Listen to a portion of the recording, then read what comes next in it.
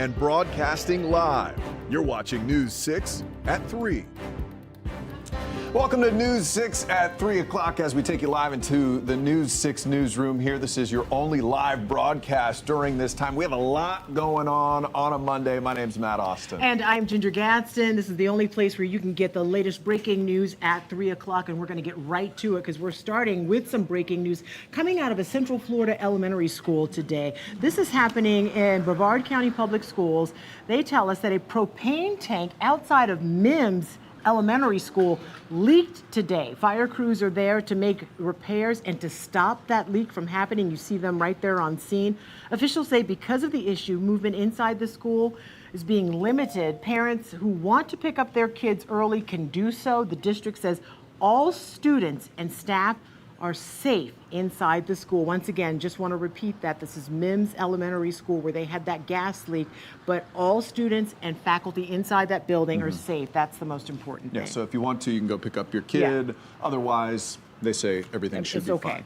Well, people are going to be firing up that propane pretty soon because the cold is coming. This is really our biggest story of the day. So we have a cold front and then maybe even a bigger cold colder front. We're hearing possibly the coldest temperatures in 15 years. We want to bring in meteorologist Julie Broughton. Oh my gosh. Julie, say it ain't so. When are we going to start to feel this? Okay, so we're talking about two separate cold fronts, which you covered. I think you could become a meteorologist. So our first cold a little front ways away from that. has already come through. So we can go ahead and take you to the maps and show you where that front is.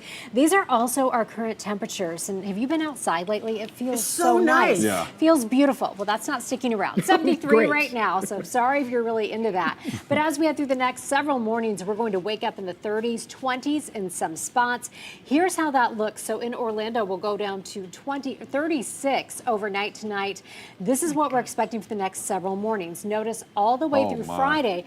So the last time we saw a 4-day stretch in the 30s was January 3rd through 6th, 2018. But I want to jump ahead to Sunday morning. So we could potentially, if we get down to 26, see the coldest air. Goodness. Is that wind chill or that's No, those actual are actual temperatures. Okay. That is when you step out the door. So we're talking about wind chill readings in the teens. And one thing about this forecast on Sunday, the models keep trending colder and colder, and they've been consistent over several runs. So right now, Looks like it's sticking. yes, we came up with 28. We may be dropping that over the next several days. That's okay. So yesterday it was in the 80s, right? It was a little warmish to hot. Right, And we're record. getting down to 36 degrees Yeah. tonight. Yes. Okay. The sea That's was I angry just want to that make day. sure. It's a big swing. Sorry, I hit It your is a phone. big swing. All right, Oh my very gosh. interesting. All right. With temperatures this cold too, we need to talk about those cold weather shelters. Julie, thank you for that update. We appreciate it. So let's talk about what's going to be open. If you know somebody who's maybe unhoused, doesn't have a place to sleep, facilities, or they don't have heat, they're opening up tonight in Flagler, Lake, Orange, Osceola, and Volusia counties. And we put a full list. There's too many to just name on this show. So if you need to know, go to our homepage. That's clickorlando.com. We have the full list of all those facilities and shelters that'll be open for you. And I know some people watching this broadcast right now may not have been born here. They were born somewhere else, which had experiences colder temperatures. So they say, in the grand scheme of things, what we're seeing right now is not bad at all. But it's what's coming from the Midwest and across other parts of the country that they are really being hammered and hit really hard. We've been watching this all weekend long, from the Northeast to the Midwest, and even Texas. They're dealing with a lot of bad weather right now, and there's no place that's seeing those effects more than the airports across the country, because when that weather gets bad, those flights start to get all hemmed up in there. Airports across the country are dealing with delays, cancellations. Still today, after heavy snowfall and intense cold over the weekend, Boston's Logan Airport is almost entirely shut down. Let that sink in. It's Boston. They're used to dealing with this stuff. There are significant issues at New York City's 3 airports, Dallas-Fort Worth, and Washington, D.C.'s 2 major airports are also experiencing problems. So this is a live look now inside our own airport, Orlando International. Now, these issues across the country are having a big impact here, and you see a lot of color on that board, and that's not what you want, especially red. We're told, and we just got these new information in just moments before the show started. 1 in 10 flights out of MCO is canceled today. Another 1 in 5 delayed, and 40% of flights into Orlando have either been canceled or delayed. And here's where the issue comes in. With so many issues at airports right now, it's important to remember what you're entitled to if you're inconvenienced, your passenger bill of rights, so to speak. This is good to know. This has saved me before. I would print this. I would try and write this I'd get down. a tattoo of this. Yeah, and keep it on unless they change it. Many airlines will offer to rebook you on another flight on the same carrier for free if they have had to cancel or significantly delay or change your flight because of severe weather. But rebooking passengers is not a legal obligation. Keep that in mind because weather is considered uncontrollable. This also applies to food vouchers, hotel stays, or refunds during severe weather. There's no federal law to mandate that, but experts say it doesn't mean you shouldn't ask. And it never hurts to be nice to the people behind the counter and say, hey, I am experiencing this, and what can you do for me? Just don't go up there demanding and Weather being is a mean to big them. out for them because they really can't course, control it. but It's make not sure like it a is the weather, mechanical though. issue or a strike or something Yeah, like that. make sure it is the which weather. Yeah. All right, well, let's get you some local news now. Let's talk about a teen who is starting off this week behind bars instead of where they should be starting it, behind a desk. The Volusia Sheriff's Office says a 16-year-old sent threatening texts and Instagram messages before telling a group chat he was going to shoot up DeLand High School. He's held in secure custody for making written threats to kill. That's a felony, by the way. Now, we're not naming him. We're not showing his age at this point just because he is underage. But this comes after another scary situation that happened on Friday. We've been Lake talking Brantley, about right? all these incidents. We brought you, this is breaking news at 3. Altamont Springs police arrested 2 teens at Lake Brantley. Police say one was found with a knife and a note in their backpack. The other was mentioned in the note. They were charged with attempted murder.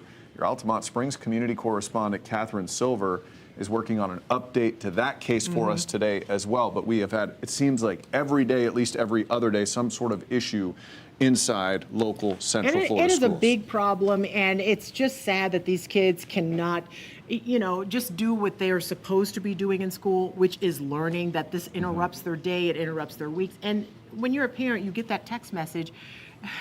It's just heartbreaking, Yeah. and we talked to somebody from Lake Brantley. I think one of our reporters talked to somebody from a sophomore from Lake Brantley, and she's like, I don't even panic. I just kind of try not to spread the rumors and see what's true and what's not true, and then go from there. They're much more adult about the situation than we would have been at that same age. It was interesting hearing from her that day, too, because she said the person whose backpack it was found in was not what a lot of people We're would talking expect. about 2 girls. It was a young girl. Yeah, 2 girls. I think Oh, okay. we have an update here. Oh, all right. Is this our next story? I think are we doing these next? Yep. Okay. All right. All right, let's do this. All right, so we'll talk more about Lake Brantley and what happened at DeLand High School coming up on newscast at 4 o'clock. But we have this breaking news right now. There's more fallout in Minnesota today after ICE agents shoot and kill a protester over the weekend. It's the second time this has happened this month. Now, demonstrators taking to the streets this weekend despite sub-zero feels-like temps, saying enough is enough. The Department of Homeland Security claims the man federal officers killed was brandishing a gun, which means he had a gun on him and he showed it, but DHS has not provided evidence to support that. The man was a lawful gun owner with a permit to carry a concealed handgun, and witnesses on the scene testified he was holding his phone and did not approach the agents with a gun, but instead with a camera. Again, we're just trying to figure out exactly what the story is here. Witnesses say none of the ICE agents who were near the victim were performing CPR, and they counted at least 3 bullet wounds in that man's back, an additional gunshot wound on his upper left chest, and another possible gunshot wound to his neck. And we're told that a federal judge has issued some statement on that. And of course, we're going to continue to follow that story for you. Yeah, as we get huge more. We just have national to figure out story. There's exactly still a what's lot of going on. questions remain in that case. Exactly. Well, the state is warning families about concerning chemicals found in candy. Yeah, Governor DeSantis was in the Villages today talking about this. They're saying they've seen elevated levels of arsenic in some pretty common candies that you would be familiar with. They're worried about the kids who eat these things. We have News 6's community correspondent Mark Lehman on top of this story today. Governor DeSantis holding a news conference here in the Villages today where he says unacceptable levels of arsenic have been found in dozens of candy brands. The governor saying it's important to bring awareness and it's part of an effort to help Floridians make informed decisions about how they feed their families. Governor DeSantis, joined by the First Lady and Florida Surgeon General, announced the findings on a state test of 46 candy brands. According to the governor, it showed elevated levels of arsenic in 26 of those brands. The state study alleges more than 96 pieces of Nerds candy exceeds the annual safe arsenic consumption limit for kids. For Jolly Ranchers, that threshold is passed after just over 6 pieces. The findings are part of the new Healthy Florida First initiative, which aims to increase accountability in the food supply. Reducing unnecessary exposure to arsenic and lead and cadmium and mercury and other harmful contaminants in the food supply, especially for our children, gives us a better chance of potentially warding off long-term health ramifications. The study comes a few weeks after the governor announced the state found concerning levels of chemicals in some baby formulas. The products are the first of several tests under Healthy Florida First to provide consumer transparency. At today's news conference, the governor did not take any questions about if the candy companies have been notified directly about the findings or if there will be any further action. We posted a link to the state's findings under this story on clickorlando.com. In the Villages, Mark Lehman, News 6. All right, so that'll be interesting. We'll follow up on that as we learn more about those findings. We want to get some more details on that information. Absolutely. All right, well, all sorts of things we know wash up on Central Florida beaches. You know, we show you. A lot of times it's drugs or something crazy. Square fish, as we call it. Square fish, yes. Well, in this case, something washed up on a Central Florida beach that you would expect to be way out in the ocean. It was a sailboat. Some wild video coming in here. Wow. I want to show you. Flagler Beach Fire Rescue got a call from a Coast Guard, or from the Coast Guard, to help with a boat capsizing off the coast of Flagler Beach. But when crews arrived, this was 4:30 Saturday morning, they found that sailboat had run aground on a sandbar right near the shore there. 2 adults and a child were on board, so a rescuer was able to pull out the 3 people. They were taken to a hotel, a shelter. They're being taken care of right now. Seems like they're fine. None of them were hurt. The cause of the incident is still under investigation, but officials are reminding everybody with a boat, you have to check those conditions, check with your local meteorologist, maybe your News 6 weather app, to find out what is going on off the coast before you head out. I mean, we have friends who are meteorologists, so we're set for life. But I have so many questions about this. Like, did they live on this sailboat, or they just get, caught off track? Yeah, that's what I wonder as well. We'll Yeah, figure but that out. it's not. Like, where are they from? Not too crazy to run aground in Florida. We have No. so many sandbars and dicey little spots easy to to try do. to weave through, but they seemed really close to shore there. Well, and then they were too. We've got a Super Bowl matchup that we're talking about up in just a little bit. But first, after the break, getting more people downtown, how Orlando city officials want to entice people to go downtown a little more. Plus, this one's a real talker. Getting rid of HOAs, the proposal from one Florida lawmaker that has a lot of people weighing in on this. We'll talk about it.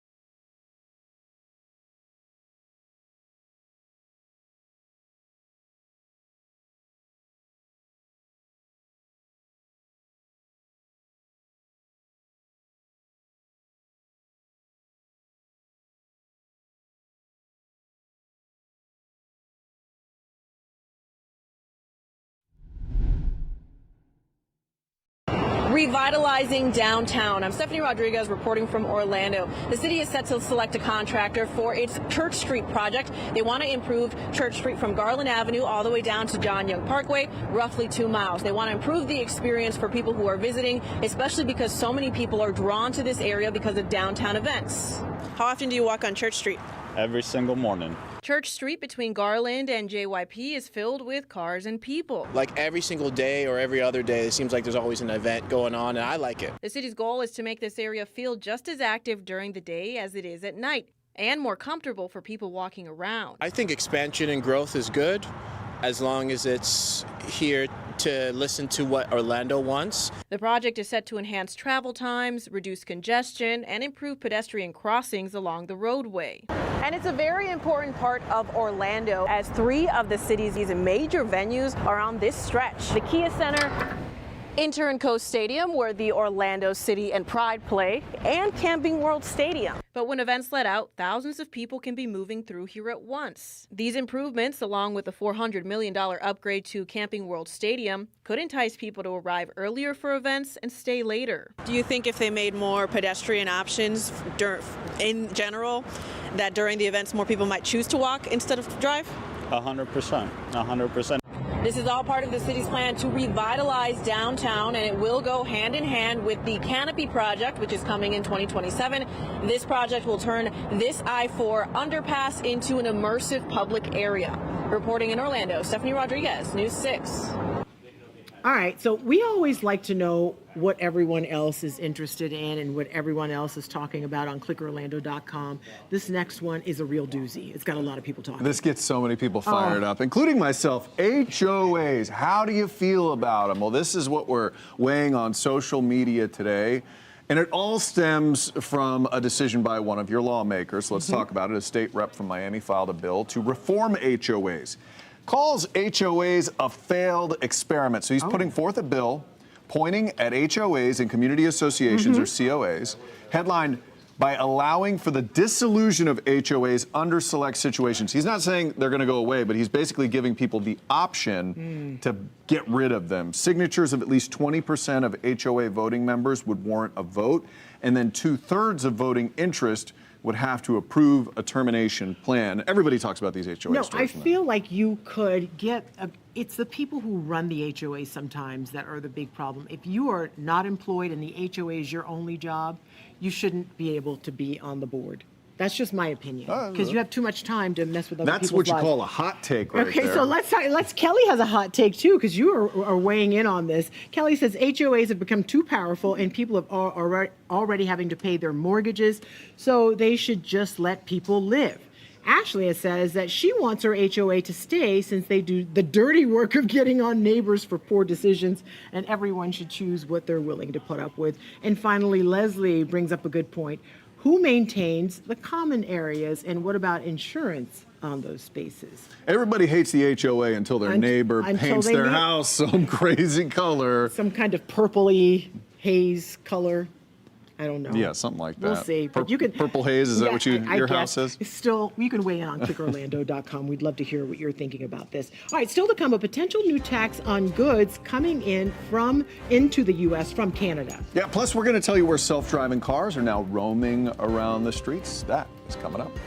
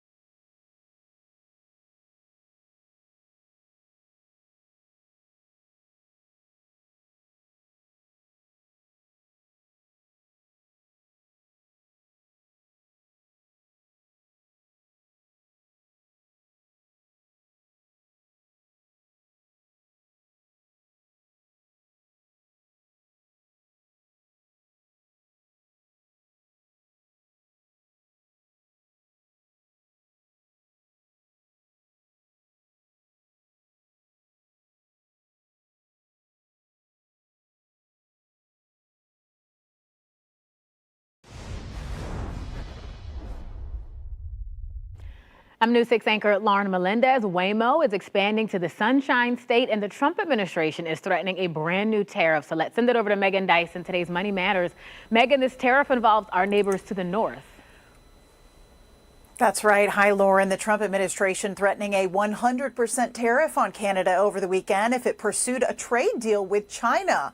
Earlier this month, Ottawa and Beijing secured a preliminary agreement to lower tariffs on select goods. However, Canada's prime minister told reporters on Sunday he has no intention of pursuing a free trade deal with China. He added that he respects the current trade agreement between his country, Mexico, and the United States. Now, Canada currently pays a general U.S. tariff of 35% on many items, with others like steel, copper, and aluminum as high as 50%. Lauren.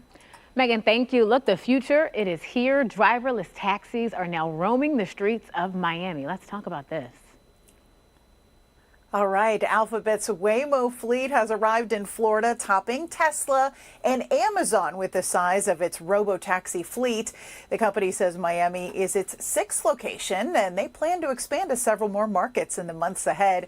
To start, Waymo will serve a 60-square-mile radius of the Miami metro area. Other cities on the list for this year include Orlando, Dallas, Las Vegas, Detroit, and Nashville. They also plan to extend overseas with testing in Tokyo and London already underway. Last month, Waymo reported an average of 450,000 paid rides a week and 14 million trips for the year overall. Have you seen these cars? They're pretty cool, I gotta say. They are cool looking. I'm going to hang back, let other folks use them, see how they work for a couple more months, Megan, and then maybe I'll give it a try. Exactly. Thank you so much. Remember, to get the latest money and consumer news anytime, head on over to clickorlando.com. All right, they're here, those Waymos. They are beginning to take shape here in Central Florida. Well, still to come, there's a dangerous TikTok trend that costed one family their dog. So we're going to have that information on that investigation coming up in just a little bit. Yeah, just an awful story. And ahead at 4, how about this? Kids going to and from school are actually sitting on the floor of a school bus. What's that about? We're working to get answers on this big safety concern.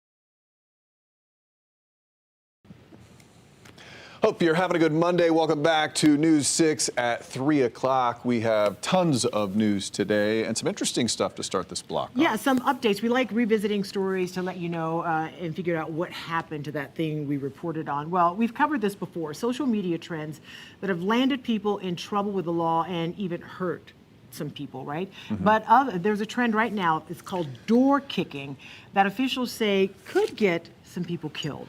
Yeah, and this trend sounds exactly like what it is. These kids come up and kick your door in the middle of the night to freak you out. Which This is actually frightening. cost one family their dog. Molly Reed, our community correspondent, is joining us now to talk about this and tell us where that investigation's going. Molly, this seems like a brainless activity. Nonetheless, kids are doing it.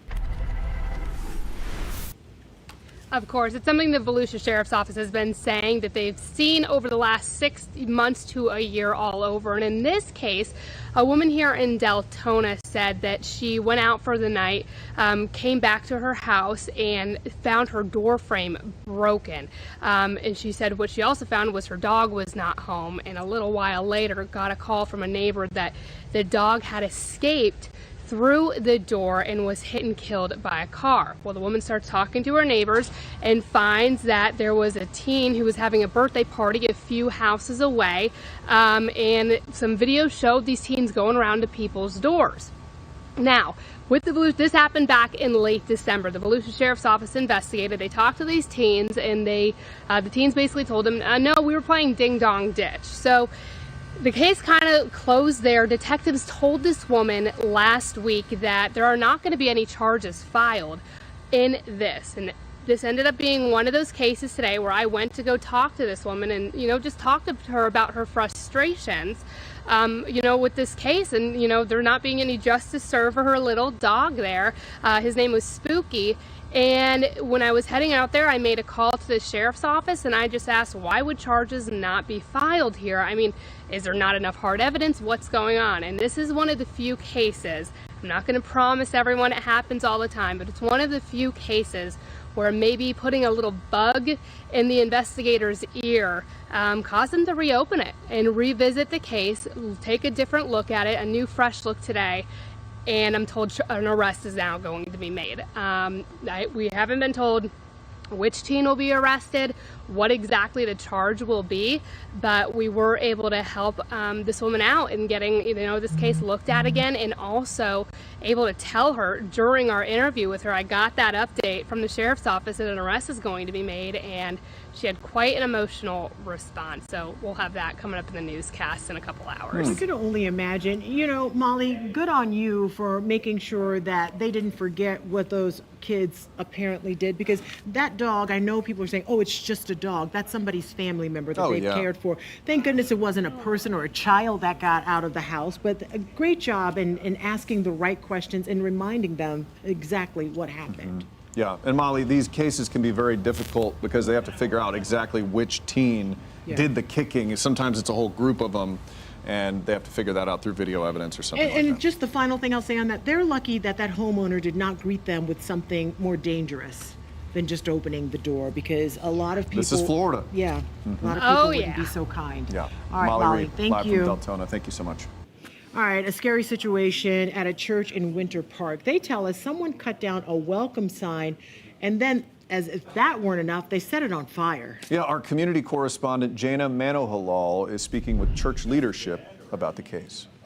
Here at the First Congregational Church in Winter Park, a sign used to sit here. It said everyone is welcome. It had a blue background and a pride flag on it. Overnight, members of the church tell us that that flag was taken down and burned right in front of the door here at this church. Yeah, literally like 2 weeks ago, we just had these cameras installed. So this is new to us, so we were glad we had them. So we were able to observe the individual coming in from this side of the sidewalk. He got about as far as this sidewalk and started to walk across the lawn right to the sign, which indicated to me that he knew what the sign already said, because he made a beeline for it. Look, we're going to show you what the floor looks like as of Sunday morning. It was pretty clean, but let's look at what the floor looked like just 24 hours ago. There's the bubble paint. Oh, wow. Okay. And there's some weather stripping inside this that was burnt too. But I mean, it was hot enough while it was lit that it began to do that. But again, you know what? on a spectrum. There are people who go through a lot worse than this and have a lot more damage done to their buildings. Church leaders say while the physical damage was minimal, the emotional impact has been heavier, especially for younger members of the congregation. It's a lot of unprecedented violence, a lot of unprecedented hate that has just become so normalized in our country. And so seeing this, it's like, you know, you wake up every day, you see a story. It almost gets to a point where you're not surprised anymore, and that is just so awful. That's not how it should be. Dr. Anna Escamani showed up Sunday to support the congregation after hearing the news about the burnt sign. It can force you to rethink, should I go to church today? Am I going to be safe going to church today? And for me, showing up is really important to let folks know that you're not alone, that we're here for anything you need. Garvey says the church plans to replace the banner. What I'd like to do, actually, is replace it with something that nobody can get their hands on. News 6 has reached out to Winter Park Police and the fire department for surveillance video. In Winter Park, I'm your Orange County community correspondent, Jana Manhall, News 6. Well, that's just sad. All right, disturbing Jana. at the same time. Thank you very much. Well, FHP troopers, they got quite the surprise as they pulled over a rental truck last week, and they spotted what was inside of it. It was kind of crazy. Troopers pulled over a Penske box truck. Just because it didn't stop fully, making a right turn on red in downtown Orlando. This was Friday. The driver took off running, so they were clued in. Something's going on here. Troopers got to him not long after. They open up the back of the truck. There is a crate with 8 boxes. The boxes has a total of 194 vacuum-sealed bags of marijuana, each weighing a pound each. I'm not good at math, but that's 200 pounds a pot, Gigi. Was it rented? It was in a rental truck. It was a rented truck.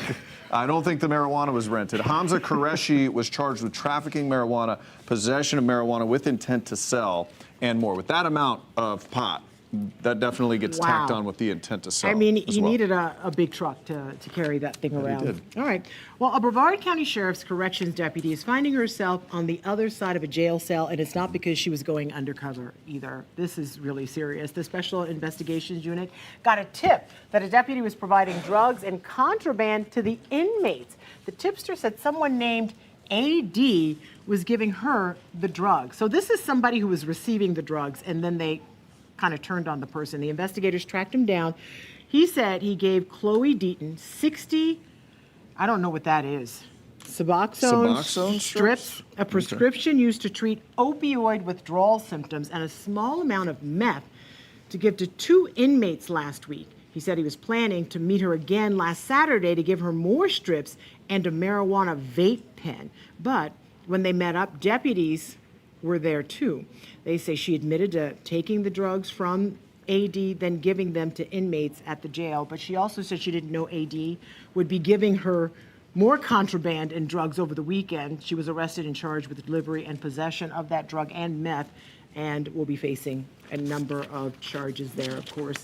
It's amazing how often this happens. One final note, they've been fired by the sheriff's office. Just wanted to let you know that. That was a stunning element there. But had to bring it full circle.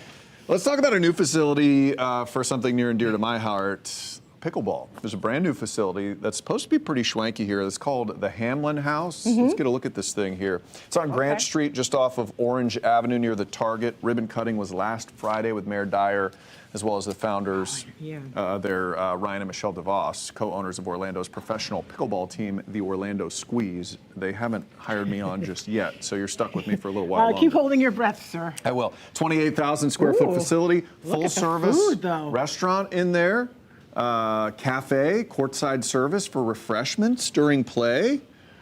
This sounds kind of fancy. Will that not slow you down if you're playing pickleball? I can't play pickleball on a full stomach. Yeah, I like to be fasted when I play. Outdoor patio for dining and lounging. There are memberships available. I got to look up the prices for that. Sorry. It's going to be too much. much. You're so serious about it. I like to be fasted when I play my pickleball. You got to be light on your feet when you're up in the kitchen. Okay, You played me in pickleball. You know. Boy. Yeah, I've won. You don't want to mess with me on the pickleball court. Okay.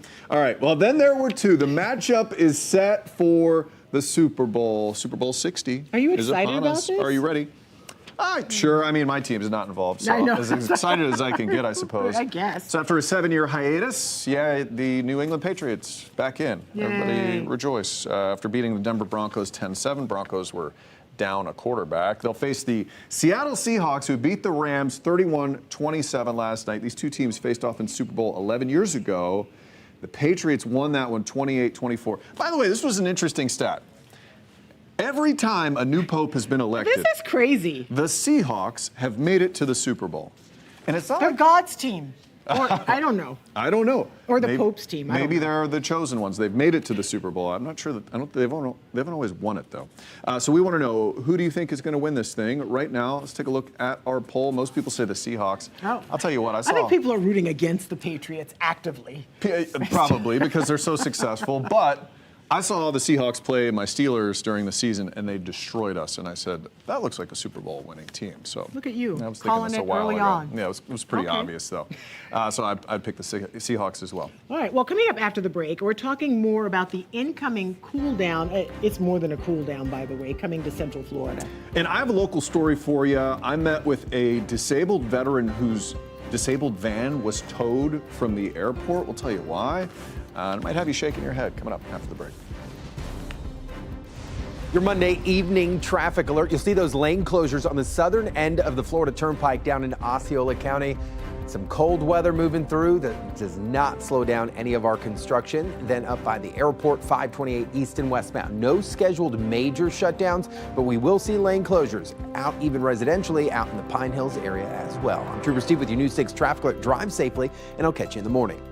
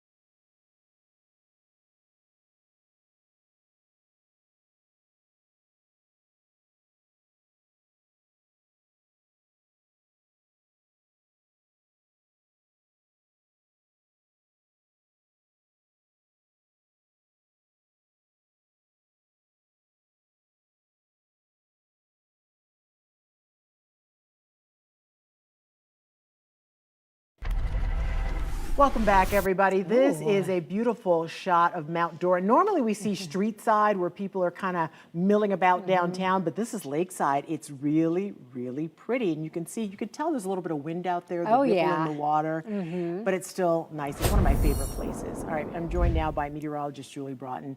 We're talking about some weather that is going to like really get our attention. Not tonight, but it's coming. Yeah. Well, we have two cool downs. The first cool down will arrive tonight, and then the one that you're talking about, that will be with us when we wake up Sunday morning.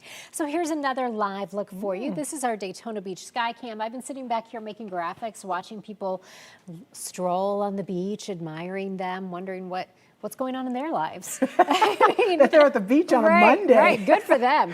75 degrees right now in Daytona Beach.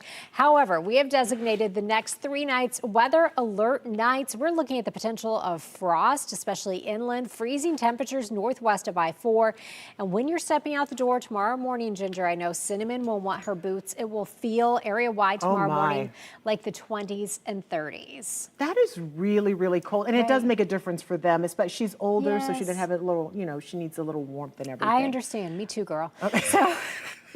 So here's what we're talking about with our advisories tonight. We have freeze warnings posted for all of the areas you see shaded in purple. So that includes Flagler, Volusia, Marion, Sumter, and Lake County. So that's where we're talking about freezing temperatures. Here is a look at our actual lows. So when you're stepping out for the door tomorrow morning at 7 o'clock, these are actual air temperatures. 29 in Ocala, 29 in the Villages, 36 in Orlando, 44 in Melbourne. Here's the wind chill for tomorrow. We're looking at low 20s across our northern interior spots. And I always say these are the important numbers because these are the numbers that your body is registering. So it will feel like 26 in Orlando and feel like the 30s. Where is that, 18? Along. Oh my God. Okay, that's Gainesville. Sorry. Okay, I'm like, what? No, let me back up. It caught my eye. Sorry. Here's your 7-day forecast. And so when you first came in here, Ginger, you mentioned a couple of cool downs. I want you to notice, first of all, though, that stretch of 30s for the next 4 mornings. That will be the longest stretch we've seen in the 30s since 2018. But I also want you to take a close look at Sunday and Monday morning. So Sunday morning, 28 in Orlando. Wind chill readings will be in the teens, 29 Monday morning. So we're talking about potentially low 20s across some of our northern interior spots. So if we get to 27 degrees on Sunday morning, that will be the coldest it's been in about 15 years. This is the one where you say all the models are starting to agree and stick to that number. Yep. Okay, so that's a big trending down. Okay, so how can people keep track of all of this, Julie? I'm so glad you asked, Ginger. You can download our free News 6 Weather app for free. All you have to do is search WKMG in your app store. And while you're there, pin pictures of your pets. We all love it. Yeah. Especially Jonathan. And I love their backstory, that is for yes. sure. Okay, tonight may not be the best night to go out for a stroll, like say around Lake Eola, but we love our iconic swans. So our community correspondent, Alex Cook, has an update now. Hey, Alex, it's good to see you. You know a little bit more about those swans who have been dying in record numbers, it seems like, from bird flu, from avian flu. That's right. Just today, here on the steps of City Hall, volunteers gathered to express what they say are serious concerns about how those swans are cared for and treated at Lake Eola. And this comes after the city confirmed 32 cases of avian flu at Lake Eola. And just last week, they confirmed that there was a bird death at Lake Davis Park, which is on the other side of 408. So it does seem that the bird flu is spreading. But if you take a look at this video we shot of the press conference earlier, the volunteers are concerned about the swans' care more generally. They held up posters showing pictures of what they say are poor conditions at the lake, including trash in the water, disease risks, and inadequate security that has led to swans being harmed or stolen. The leader of that group, Andrew Marshall, says they've been trying to meet with city officials since before the first reported case of avian flu in December, and that the city didn't respond to their requests. He says in addition to the avian flu, nearly 30 swans died last year and 13 more went missing. I spoke to him one-on-one after the press conference, and he hopes this outbreak will draw the attention that the city needs for the care of these swans. Let's hear what he said. It's incredibly sad, the loss of life that the avian influenza has caused, but we know that it's a natural occurring thing. And I hope that this serves as the tipping point for responsible and meaningful stewardship for these swans, better infrastructure, better avian care, and better water quality and trash removal from the lake. And I did also speak to the city of Orlando. They sent me this statement that says, the city and its staff are saddened by the tragic loss of swans at Lake Eola, and in response are actively reevaluating the Lake Eola Swan Program to ensure the highest standards of care for the city's beloved swans and identify opportunities to strengthen best practices. They gave an update during the city council meeting today, and those volunteers spoke during public comment. So we'll see what they said coming up on News 6 at 4 and 5. Alex, In Orlando, Alex Cook, News 6. Thank you, Alex. We'll wait for your report. It's an important story because Yeah. those swans are iconic and people look for them. They're a symbol of the city. Absolutely. And our community correspondents are out working in the field every single day. And Matt, you've been working on a story as well. Yeah, I did a story late last year about how difficult it is to find handicap parking in all of Florida. Right. Folks, There's new law that made it even more difficult. For giving pregnant women the ability to get handicap parking. And then handicap folks reached out to me and said, hey, this is already really hard to find. So we did that story. Then a bunch of people reached out to me telling me their stories about what happened when they were in their handicap vans.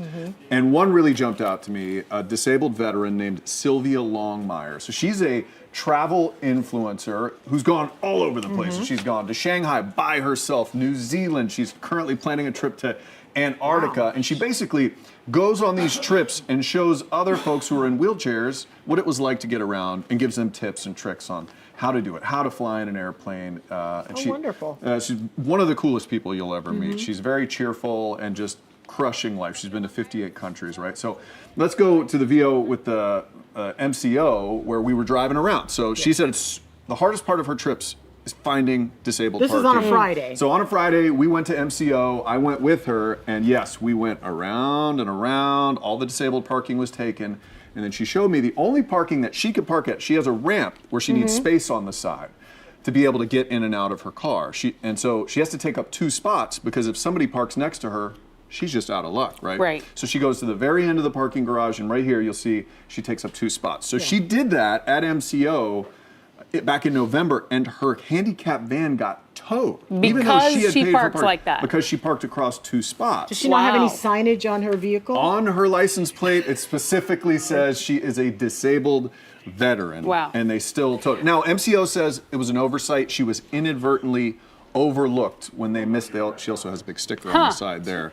And That's a pretty big oversight. It is, Yeah. yes. And when somebody like her, so she already had a long trip from Las Vegas back home. Then it took her 3 hours just to get back on the road. She hadn't eaten all day. She couldn't go to the bathroom. last thing you want after coming back from a long trip is to be delayed getting home. I mean, and did she even know where her van was when she came back? She wasn't. I mean, every time she parks across 2 spots, she knows that this is a worry, but there's no handicap parking for her. So she really has no other option. So what does MCO have to say about this? Because it's fine to say, oh, this is an oversight. Oops, but let's not do it again. They said they have talked to their people about this. Okay. And they're going to make sure that in the future that this doesn't happen again. But she paid $160 for reserve parking. She had to pay a $50 towing fee, and she had to talk them out of charging her another $160 for the second spot. Okay. So hear from her tonight. I've got it coming up at 4 and 6 we have so o'clock. many questions about this because then it makes you wonder, I mean, is there some type of requirement with how many disabled parking spots the airport should have? You would think they should have quite a few. Yes, there is a federal requirement. I believe it's 2%. And she's working to change the law so you can't tow somebody with a disabled permit. Good we'll story. talk about that coming up. Thank you. All right. Well, we are just minutes away from News 6 at 4. Yeah, but first, we're getting an update on where efforts to bring a Costco, music to people's ears, to the Seminole Town Center now currently stand. That's coming up.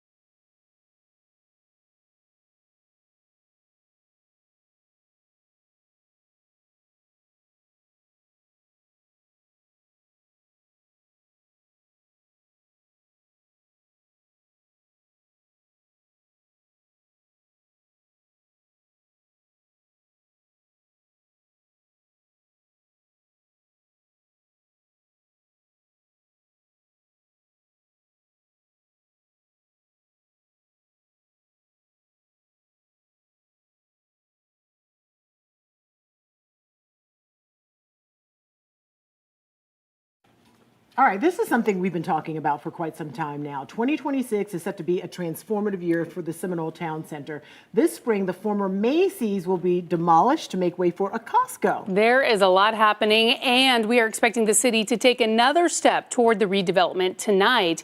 Your Sanford community correspondent Catherine Silver shows us how.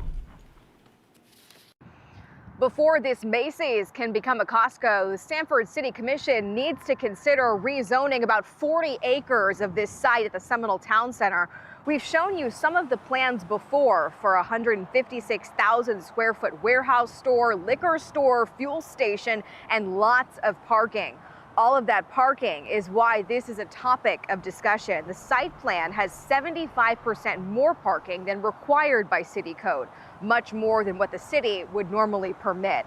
There was a public hearing in December where a representative for the Ardent Companies, the group behind the mall's redevelopment, explained why they think so much parking is necessary, even if it limits the amount of landscaping. So the public hearing happened at the end of last year. Tonight, we're expecting to see some new plans in front of the City Commission that are updated. Once the Costco is built, it's expected to be one of the largest in Central Florida. In Sanford, I'm Catherine Silver, News 6. That's going to make a lot of people happy because you put a Costco somewhere and all that ample parking. It's going to be packed. It Yes. really is, and I am there for it. Yeah. Can't wait. All right, we're getting ready for News 6 at 4 o'clock. Yeah, we have a lot coming up, including a story from News 6's Jana Manhalal. She is speaking with a mom who says that her son and multiple students were forced to actually sit on the floor of a school bus. I know she's been talking to district officials about what exactly happened, and we are taking her concerns, those concerns, directly to the school district. Hear what they have to say coming up. News 6 at 4 starts right now. Streaming on clickorlando.com and broadcasting live. You're watching News 6 at 4. Well, we are working to get answers from police on why 2 students were walked out of their high school in handcuffs on attempted premeditated murder charges. Plus, Say his name. Alice Brady. as mourners gather where ICE agents shot and killed an ICU nurse in Minneapolis, the Minnesota governor says that he is working with the president to dial back immigration enforcement. But first, we start off with a live look at Orlando International Airport. Look at all the red on that board, with the airport seeing some delays up north because of the winter storm. Some winter weather is returning right here to Central Florida. And we are heading into a weather alert night, and our warmest temps happened this morning. Meteorologist Julie Broughton joins us now with what's going on, Julie. Well, we have a front well to our south. You probably noticed a little bit of rain at your house this morning. I know certainly some heavy rain moved through quickly. And my neighborhood, that was along with that front that is now to our south. Now, the sun has managed to warm us up in some spots. Right now, we're sitting at 75 in Daytona Beach. But look at the winds coming in out of the northwest, 11 miles per hour. Sunset tonight is at 6 o'clock. And once we get to sunset, those temperatures will really plummet quickly for us. Here is that front. Notice in Miami out ahead of that front, 83 degrees, but that cooler weather already building in across our northern areas. Gainesville, you're at 51 right now. It is 61 in Ocala, and some spots right now 25 degrees cooler than they were 24 hours ago. In fact, yesterday a lot of us tied or set new records at Orlando International Airport. Yesterday we went to 87 degrees, so quite a difference, and this is what we'll wake up to tomorrow. 29 in Ocala, 36 in Orlando, and 30 for your overnight low in Palm Coast. And as we move through the next several mornings, notice we are going to stay in the 30s for the next 4 days. That will be the longest stretch we've been in the 40s, or in the 30s rather, since 2018. Now Saturday, we're looking at a morning low of 44, but by Sunday, we could see some of the coldest air we've seen since 2015. I will break that down for you coming up in just a few minutes. All right, Julie, thank you. Even though we did not see the winter storm here in Central Florida, you can still expect to see the impacts on flights. Here's a look at where everything stands right now. The National Weather Service has issued cold weather advisories from Montana to the Florida Panhandle as the deep freeze takes hold of really most of the country. Yeah, it does. And people in the north are digging out from that snow, while power lines in the south remain frozen. CBS's Jared Hill has the latest from New York's Central Park. Residents in Worcester, Massachusetts broke out the elbow grease. It's just deep, So you got to go at it a couple times before you make any headway. Digging their cars out of snowdrifts after the weekend's powerful winter storm. I'd rather be upstairs with my feet up right now, but it's okay. In Philadelphia, the young at heart took the easy way down the famed Rocky Steps as trucks tried to clear a path through the city. New England is no stranger to snowy scenes, but the accumulation in Vermont was too much for these pups. It's hard today because she's old with arthritis and she's short with little legs. This polar bear at the Memphis Zoo felt right at home. Nearly a foot of snow fell here in New York City's Central Park. And with the temperature not expected to rise above freezing for the next week, it's not going anywhere anytime soon.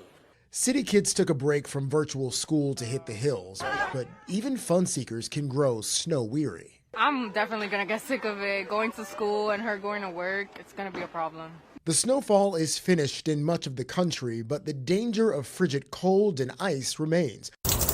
While parts of Georgia are thawing out, the storm knocked out electricity for hundreds of thousands across the South. Tree limbs and power lines in parts of Mississippi are crusted in ice, as officials warn it could take days to restore power. Jared Hill, CBS News, New York. And we're staying on top of a developing story. An elementary school in Brevard County given the all clear after crews worked on a propane tank outside. Brevard County Fire Rescue confirmed the tank was leaking near Minns Elementary. According to the district, movement inside the school was limited while repairs to that tank were being made. The leak was fixed just after 1:30 this afternoon.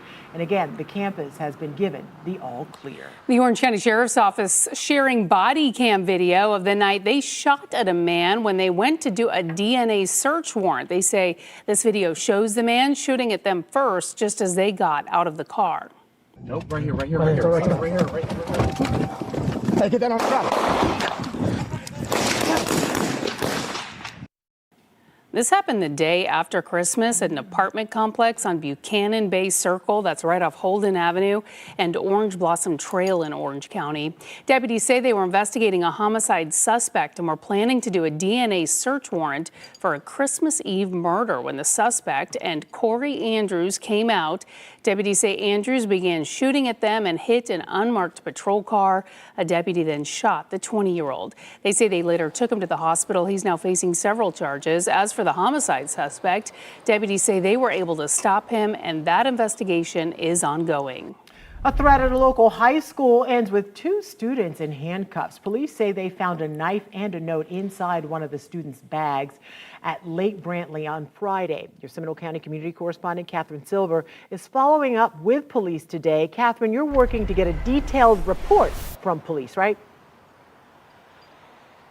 That's right. And actually, I just got a copy of that report within the last few minutes. It is 5 pages long. There are quite a few redactions.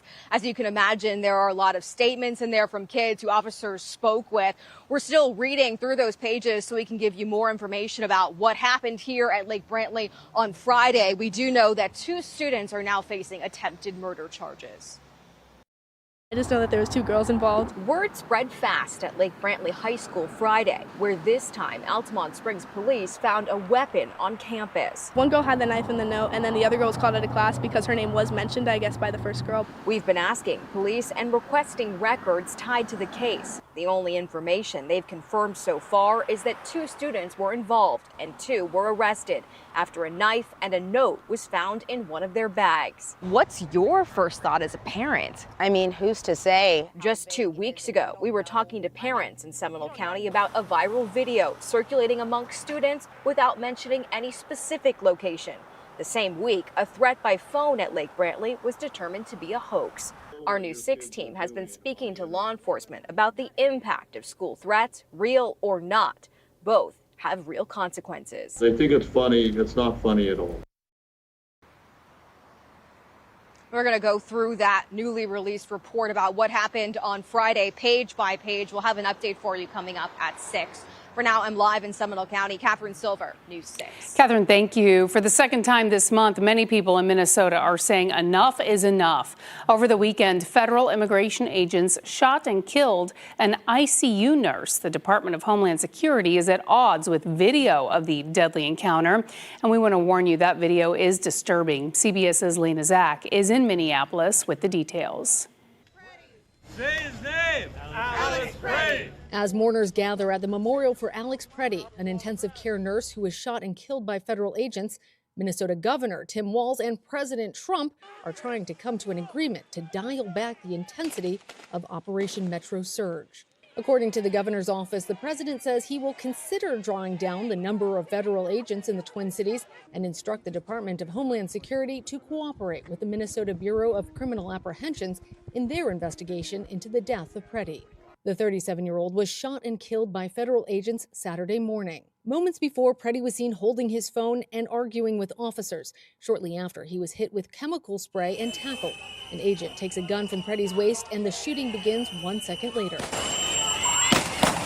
Similar to the shooting of Renee Good, the Trump administration put the blame on Preddy. He wasn't there to peacefully protest. He was there to perpetuate violence. But those who knew him, including Father Harry Tatso, say he was known for his kindness. So don't please pay any attention to the vilification from our national leaders. Preddy's parents say their son began protesting after Good's killing and thought it was terrible seeing children taken by ICE agents. He cared about people deeply, and he was very upset with what was happening in Minneapolis and throughout the United States. President Trump is sending border czar Tom Homan to Minneapolis. Lana Zak, CBS News, Minneapolis. President Trump said in a social media post today that he had a, quote, very good call with Minnesota Governor Tim Walz. A statement from Governor Walz's office says the president agreed to look into reducing the number of federal agents in Minnesota and working with the state in a more coordinated fashion on immigration enforcement regarding violent criminals. The White House shared what the president expects from local authorities. Local police must assist federal law enforcement in apprehending and detaining illegal aliens who are wanted for crimes, especially violent crimes.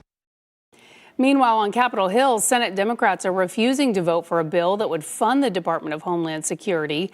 That could trigger another partial government shutdown at the end of the week. The Senate's 53 Republicans need the help of 7 Democrats or independents to keep the government open. A live look now over downtown Orlando. This is from our Light Orlando Delivering Hope Together camera. People who attend events at one of Orlando's 3 stadiums often say there's nothing to do downtown. But now a plan to renovate Church Street, the road that connects them all, could change things. We're talking about the area between Garland and John Young Parkway. The city's goal is to make this area feel just as active during the day as it is at night and more comfortable for people walking around. The project is set to enhance travel times, reduce congestion, and improve pedestrian crossings along the road. Improvements along with a $400 million upgrade to Camping World Stadium that could entice people to arrive earlier for events and stay longer. I think expansion and growth is good as long as it's here to listen to what Orlando wants. This is all a part of the city's effort to revitalize downtown. It will go hand in hand with the Canopy project that will turn an I-4 underpass on Church Street into an immersive and multimodal public space. The governor is putting out a new warning about some popular candy brands. The state did some testing, he says. Coming up, which treats made the list for elevated chemical levels. And coming up, how one mom took to social media after her son was forced to sit on the floor of a school bus. We are seeing a beautiful Monday, but the first of 2 cool downs is on the way when we could see wind chill readings in the teens coming up. You're watching News 6 at 4 as we take a live look at our camera in Daytona Beach. We'll be right back. This portion of the news is sponsored by Seminole Hard Rock Hotel and Casino.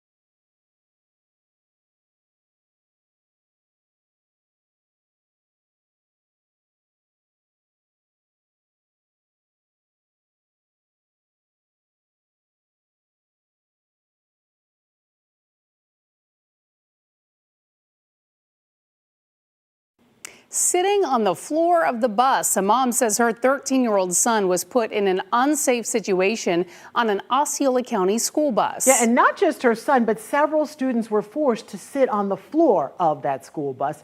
News 6's Jana Manahalal spoke with that mom, taking her concerns directly to the school.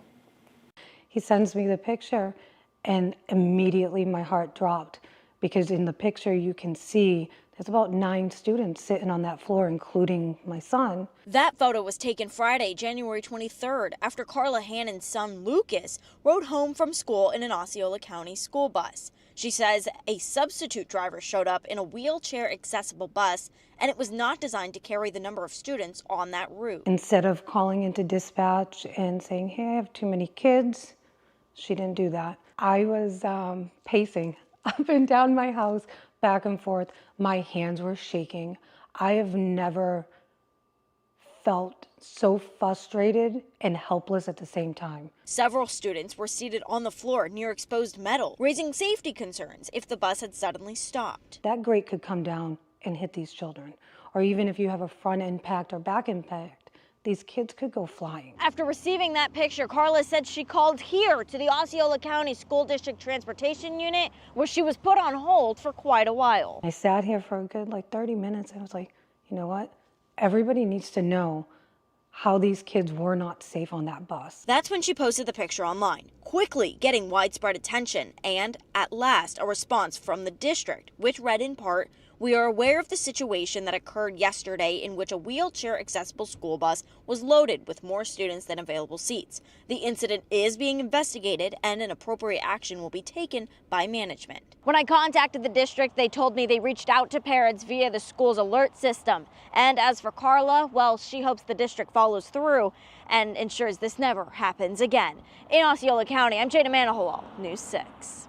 All right, I'm sure we'll stay on top of that one for you. And kids going to the school bus did not need a jacket this morning, maybe a slicker, but tomorrow for sure, they are definitely going to need a coat. Right, and we need to just leave the winter weather gear out because we are talking about a cold stretch as we move really through the rest of this week and even into next week. Now, right now, we're still feeling really nice. A lot of us are still in the 70s, but a cold front is to our south, and because we do have some freeze advisories posted, we have declared tonight a weather alert night, and we're likely looking at weather alert conditions for at least the next 3 nights. When you wake up tomorrow morning, we'll be in the 20s and 30s, and then as we head into the weekend, we're looking at a second cold blast, and that's when we could potentially see some of the coldest air we have seen since 2015 when we wake up Sunday morning. I'll show you that in a moment. First, this is what we're talking about tonight. We're looking at the potential of frost and freeze, especially north of I-4. And by the way, you can keep up with all these changes if you download our free News 6 weather app. Just search WKMG in your app store. Now, we do have freeze warnings posted for all of our counties shaded in purple, really all of our northern counties. Those go into effect at midnight. The rest of us are under cold weather advisories because of wind chill readings. Here is where the temperatures will be when you wake up tomorrow morning. This is 7 o'clock. We're looking at 30 in Palm Coast, 36 in Kissimmee, 44 tomorrow morning in Melbourne, and 29 in Ocala in the Villages. We'll be on the breezy side, so this is how it will actually feel. Our wind chill readings at 7 o'clock, 23 in Ocala. It will feel like 22 in the Villages, 24 in Leesburg, and will feel like 28 if you are in New Smyrna Beach. Here's how we're doing right now. It's actually shaped to be a gorgeous day for us, a nice start to our work week. So beautiful sunshine out there. This is our Light Orlando Delivering Hope Together camera where we are sitting at 71 degrees. Our winds are out of the west and northwest, so that's tapping into some of that cooler air. And once we get to sunset right around 6 o'clock, we'll really see temperatures dropping fast. Already down to 51 in Gainesville, 61 in Ocala. It is 55 in Wildwood. And right now you're sitting at 66 if you're in Claremont. Look at this 24-hour temperature change. You can tell where that cold air is building in from north to south, where we're 28 degrees cooler than we were 24 hours ago in Gainesville, 25 degrees cooler in Wildwood. Now, here's your hour-by-hour forecast. Your forecast is sponsored by Renewal by Anderson. This is Winston Miller. He enjoys the sunshine, and he's also the step-sibling of Blizzard and Biscuit Miller, who are 2 white cats that I show quite a bit. So we appreciate him always sending us pictures. 58 degrees at 7 o'clock, mid-50s by 8 o'clock. Head to clickorlando.com/pins to share your weather and your pet photos. Satellite and radar imagery showing here is our front that went through this morning. Here's what's going to happen with our next front. So this is Saturday morning. That front comes through Friday into Saturday, and then that cold air really begins to build in for us as we enter the overnight hours Saturday into Sunday. So by midnight on Sunday, it will feel like 18 in Orlando, and it will feel like 13 in Jacksonville. Here is your 7-day forecast. We'll start the day in the 30s for Orlando for the next 4 days. That means 20s for our northern interior spots. Then look at Sunday and Monday. 28 for our low Sunday morning, 29 Monday morning. If we get lower than 27, that will be the coldest air we've seen since 2015. So we are in for an uncomfortable run for the next several days. Yeah, I don't, it's been a minute since I've seen the 20s in a forecast. Exactly. Here and in it's not Central budging. Florida. Yeah. All right, Julie, thank you. A statewide candy testing report is out, and the governor says more than half showed elevated levels of arsenic. The key finding parents need to hear, and the brands to keep an eye on. That's next. A live look now at downtown Orlando from our Light Orlando Delivering Hope camera. It is beautiful out there.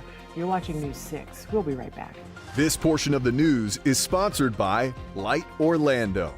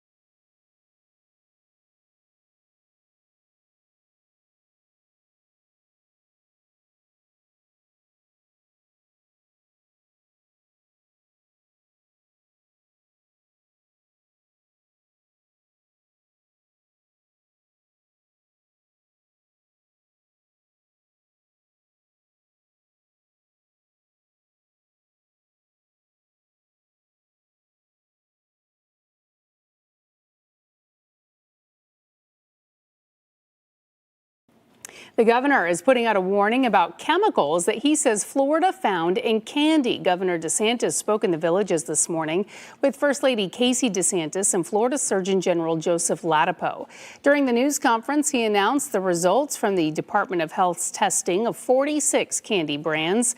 The governor says elevated levels of arsenic were found in 26 of those brands, including 3 Musketeers, Snickers, Skittles, Nerds, Kit Kats, and Jolly Ranchers. The study is part of the Healthy Florida First initiative. First Lady DeSantis says the goal is to create transparency to allow families to make informed decisions about their health.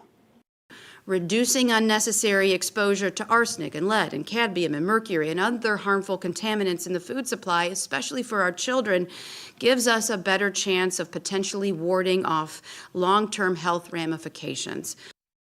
The governor did not provide more details on how the study was done or take questions from our reporter. Just weeks ago, the governor announced the state found concerning levels of chemicals in some baby formulas. Police officers, firefighters, and military members are hitting the ice rink. It's all part of the 2026 Battle of the Badges. This marks the 23rd year for the event. It includes first responders, not just from the U.S., but also Canada. The Orlando Firefighters Hockey Club hosts the event. The nonprofit supports families of fallen first responders. It's super important because we don't get a chance to really give back sometimes to our own members, police, fire, and military. So we really feel special when we can go ahead and help these individuals and their families if they're suffering from cancer, PTSD, or they've paid the ultimate sacrifice where they have died in the line of duty. The hockey games are going on at the Orlando Ice Den off Maitland Boulevard from today through Thursday. Games run daily from 7 in the morning till 6 in the evening. It is free to watch. Church leaders say someone made a beeline for their pride banner and then set it on fire. It's a lot of unprecedented violence, a lot of unprecedented hate that has just become so normalized in our country. The damage may have been small, but the emotional impact is not. What church leaders are saying about that next. A Deltona homeowner is frustrated and heartbroken. She believes teens in her neighborhood kicked in her door, letting her dog out, who got hit and killed by a car. I'm Molly Reed. Coming up, I'll tell you why originally charges weren't going to be filed, but we made a phone call today that could lead to an arrest. As we take a live look over Port Canaveral, you're watching News 6. We'll be right back.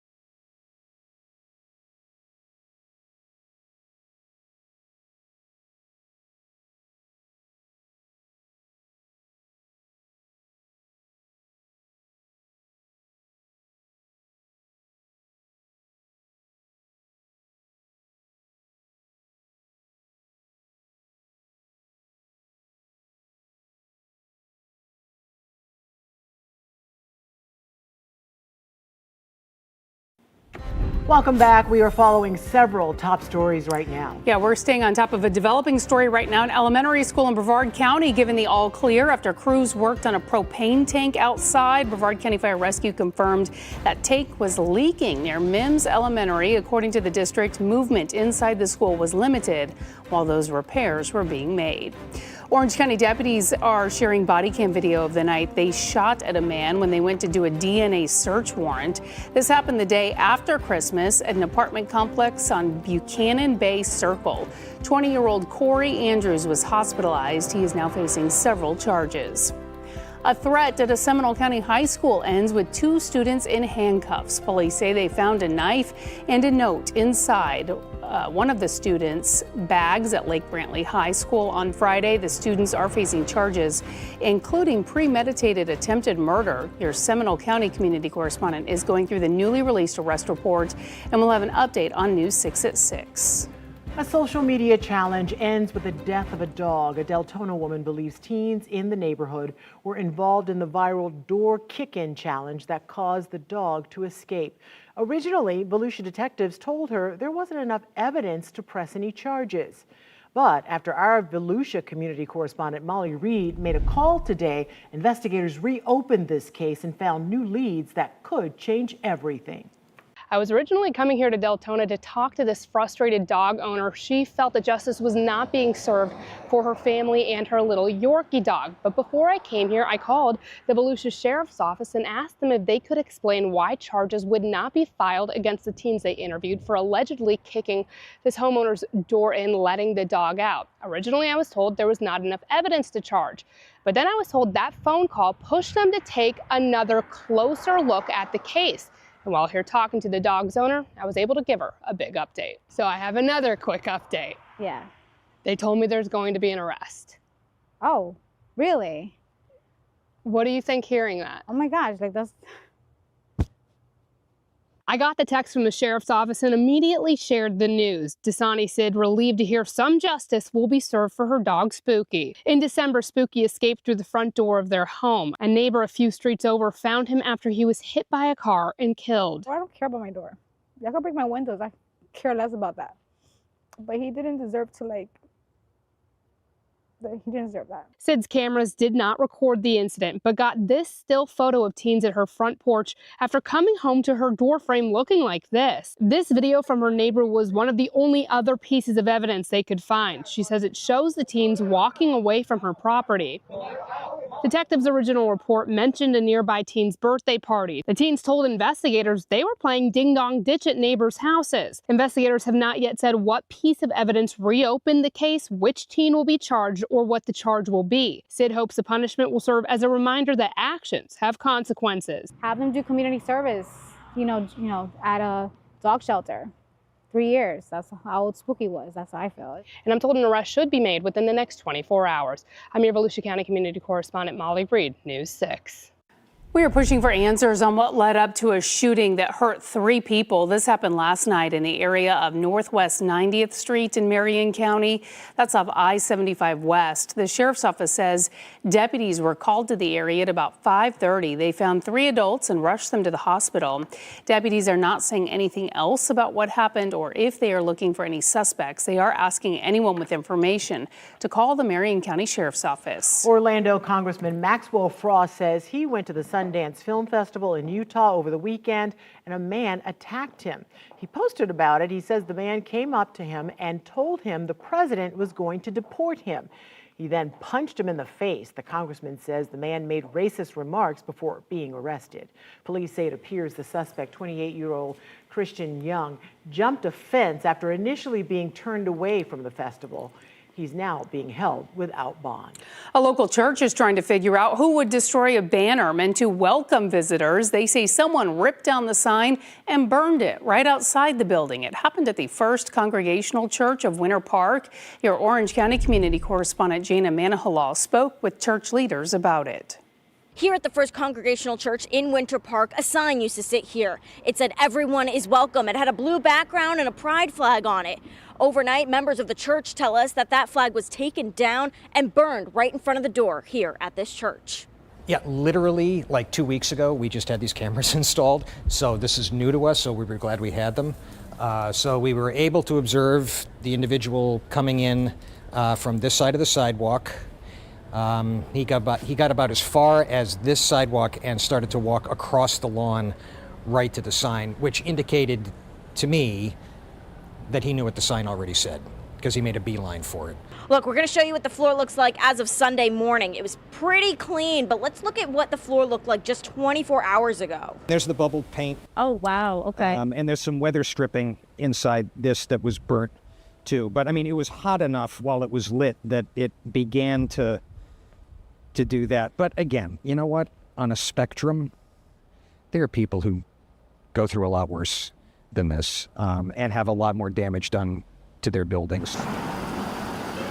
Church leaders say while the physical damage was minimal, the emotional impact has been heavier, especially for younger members of the congregation. It's a lot of unprecedented violence, a lot of unprecedented hate that has just become so normalized in our country. And so seeing this, it's like, you know, you wake up every day, you see a story.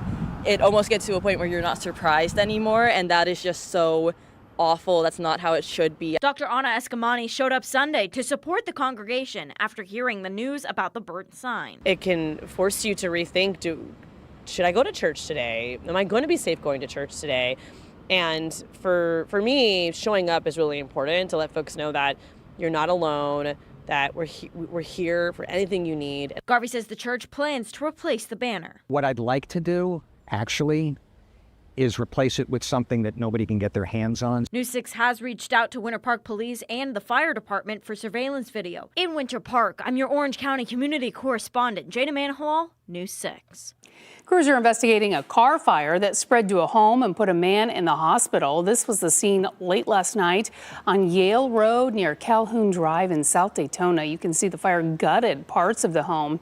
The police chief said it even went into the attic. Police say the flames started in a Jeep that was parked outside, and within seconds, things quickly got out of control. Witnesses saw the homeowner working on the vehicle. Vehicle ignited somehow, caught on fire. Spark to the roof of the carport, ignited the roof on fire. Police say the man who was hurt went to the hospital with burns. The state fire marshal is investigating. The city of Orlando says no swans at Lake Eola have died of bird flu in the past week, but they warn people have found dead birds at nearby Lake Davis Park.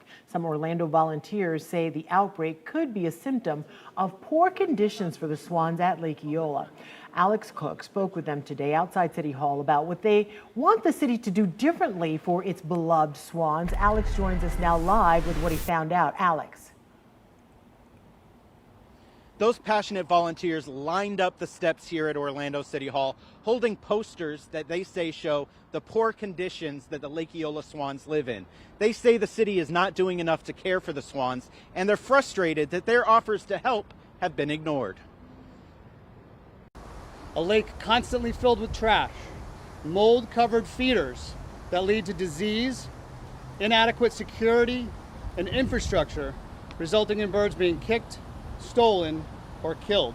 Andrew Marshall, a volunteer caretaker for Lake Eola swans, says that outside of the 30 confirmed avian flu deaths since December of last year, 30 other swans died and 13 went missing from Lake Eola in 2025. He started a petition, now with over 2,000 signatures, for the city to address expert care for the birds, habitat cleanliness, and water quality. What has the response been to the petition that you've had out there so far?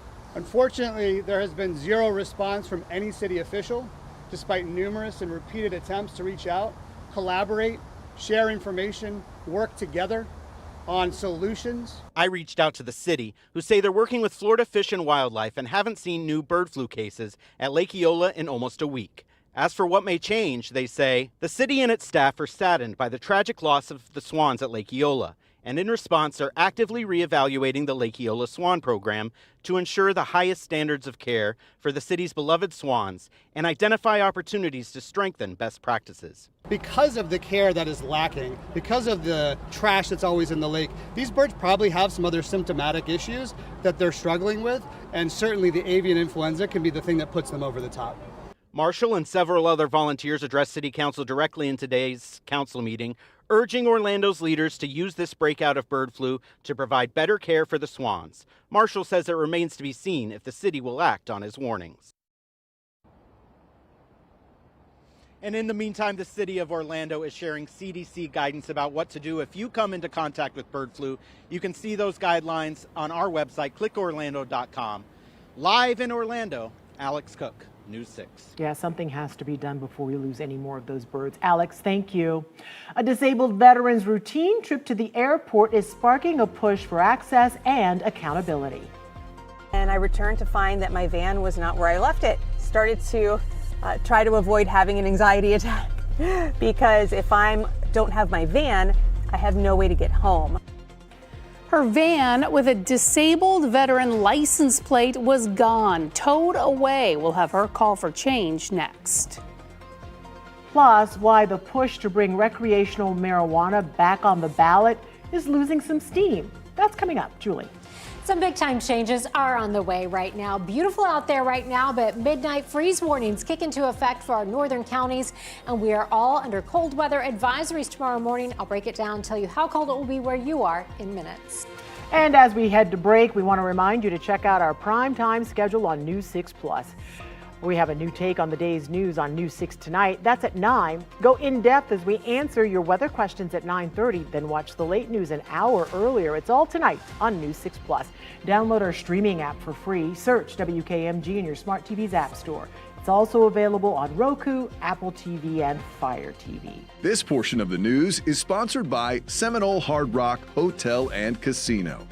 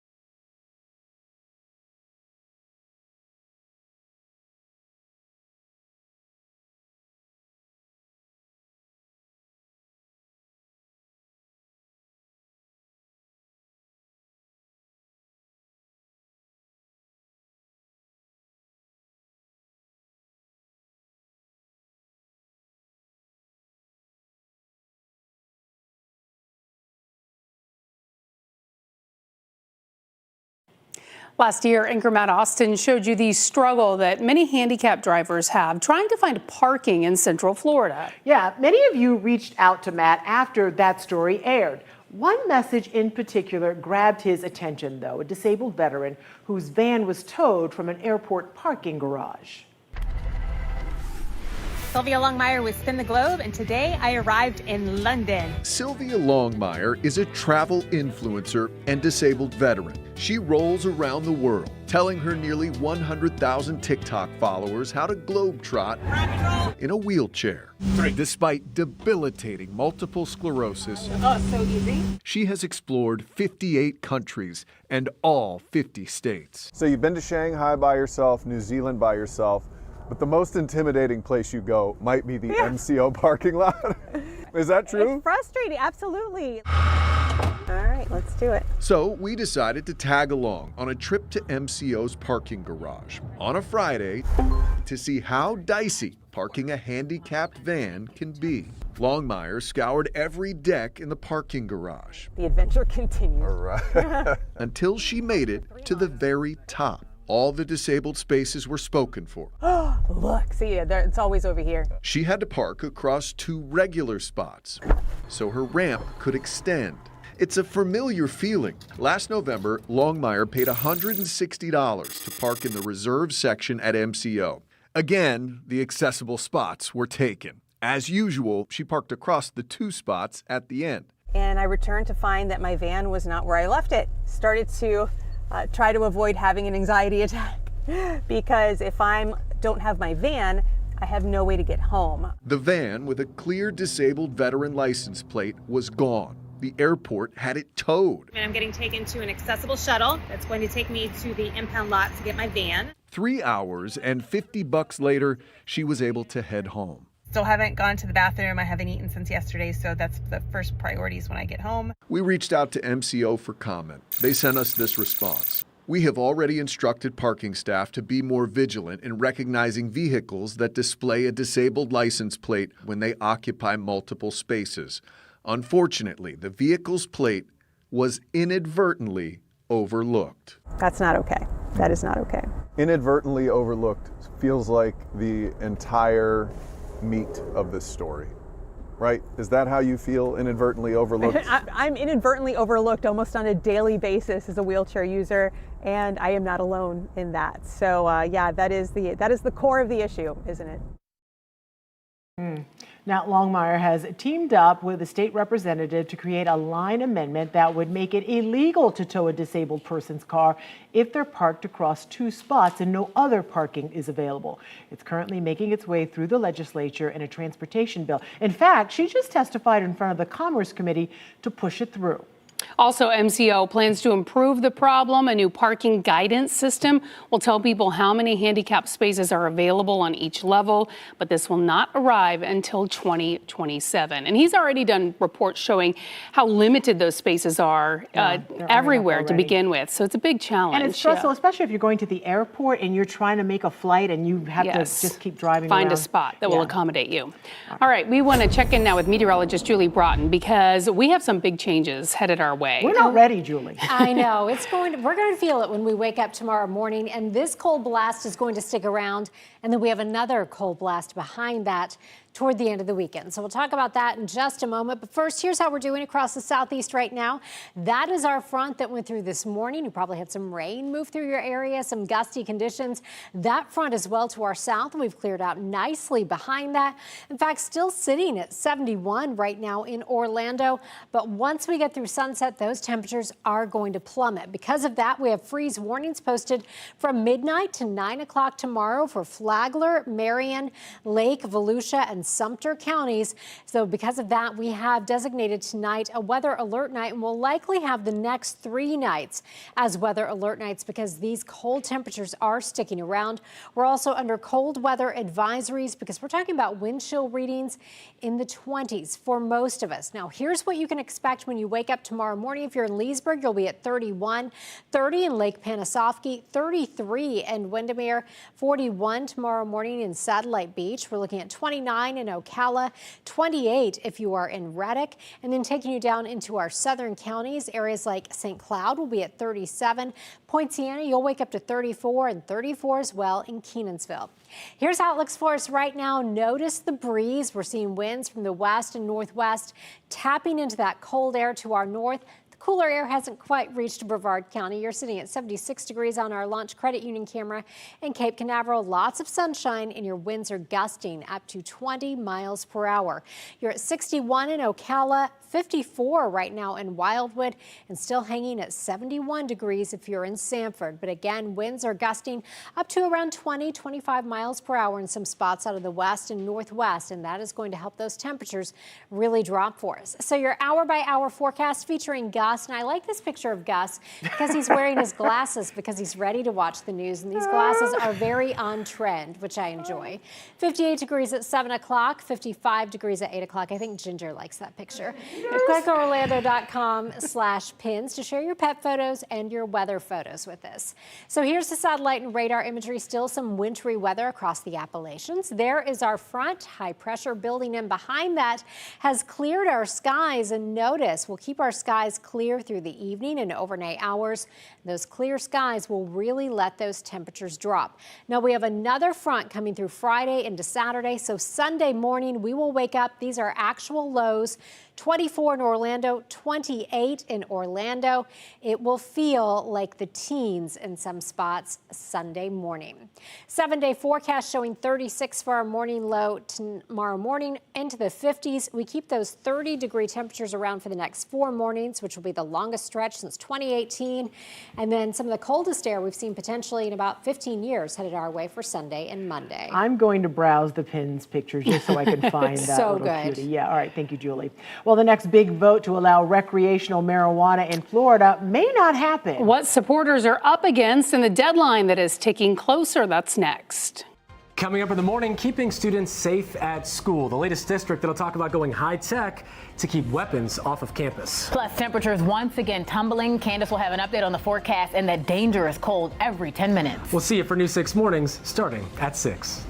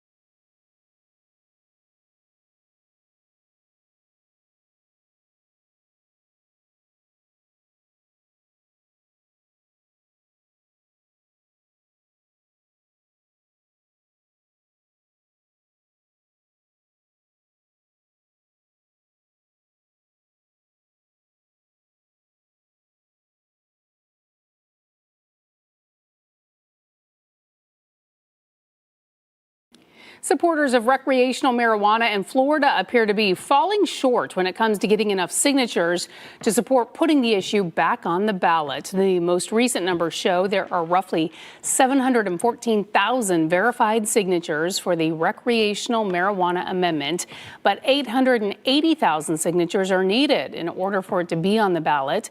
And the deadline to collect those signatures is February 1st. Backers of the amendment recently filed a lawsuit accusing the state of failing to post required weekly totals. The state says it paused updates because they believe tens of thousands of petitions may be invalid. The Attorney General is urging the Florida Supreme Court to block the proposal altogether. The price at the pump went up over the past week. Average gasoline prices in Florida rose about 8 cents, with the state average today at $2.85 a gallon for regular unleaded gas. Nationally, the average price is $2.88 a gallon, up a nickel from a week earlier.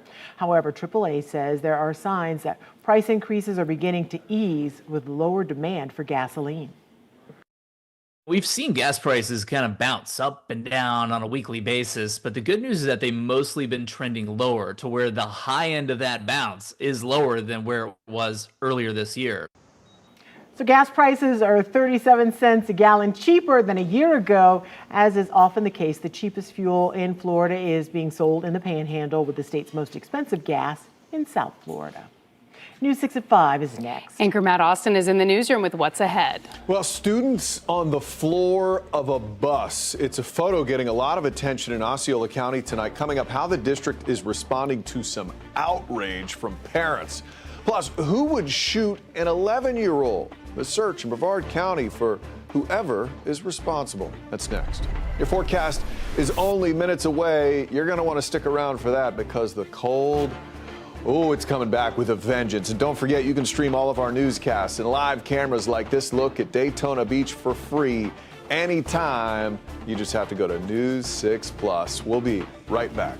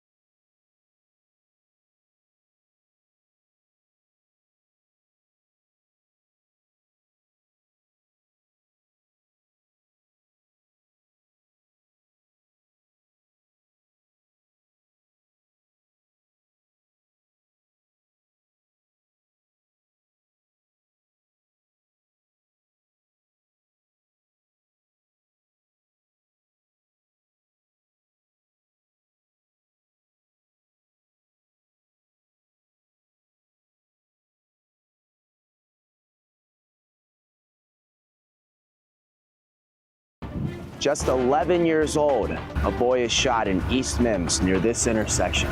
I'm your Mims community correspondent, James Barbero. I'm working to get the latest details from investigators. And parents outraged over video showing children sitting on the floor of a school bus. I was pacing up and down my house, back and forth. My hands were shaking. How the school district is responding. And later, A Deltona homeowner is frustrated and heartbroken. She believes teens in her neighborhood kicked in her door, letting her dog out, who got hit and killed by a car. I'm Molly Reed. Coming up, I'll tell you why originally charges weren't going to be filed, but we made a phone call today that could lead to an arrest. you're watching News 6 at 5. Thank you for joining us tonight. I'm Matt Austin. And I'm Lisa Bell. We are starting this hour with the weather after bitter cold settled in across much of the country. And now guess what? It is our turn. We're tracking some very cold temperatures coming our way overnight. Meteorologist Jonathan Kegis joins us now with what we're expecting with our own cold snap. Yeah, we talked about it. We're going to be watching the snowfall from afar while we were breaking records, and we were at 87 yesterday. Right. Big drop in temperature coming, and it's happening as we speak. You see where the leading edge of this colder area is now back to Pensacola. It's in the lower 40s. It's in the low 50s in Jacksonville. There you see it. We're still nice and warm, relatively speaking. We're in the mid to upper 60s. There's certainly a breeze out there. Look at it up in Nashville. It's in the teens right now. It's just around the freezing mark in Atlanta. All of this is dropping down. And by the time you wake up tomorrow, it will be here, hour by hour temperatures through the rest of the evening. By 8 o'clock hour, we're still doing all right into the mid 50s. There's 11 o'clock. We're dipping into the mid 40s. We're at 40 at 2. And then again, there we are, most of us getting into the 30s, a few of us slipping back into the upper 20s northwest of I-4. The best opportunity for that to happen again along in northwest, everybody in the purple colors. That's us in Marion, Sumter, Lake, Volusia, and into Flagler County. That is a freeze warning for tonight. That freeze watch, the blue there, that is for even colder air coming in on your Tuesday. When you wake up on Wednesday morning, we're going to highlight the cold and then even colder air coming for the upcoming weekend, guys, coming up at about 5:17.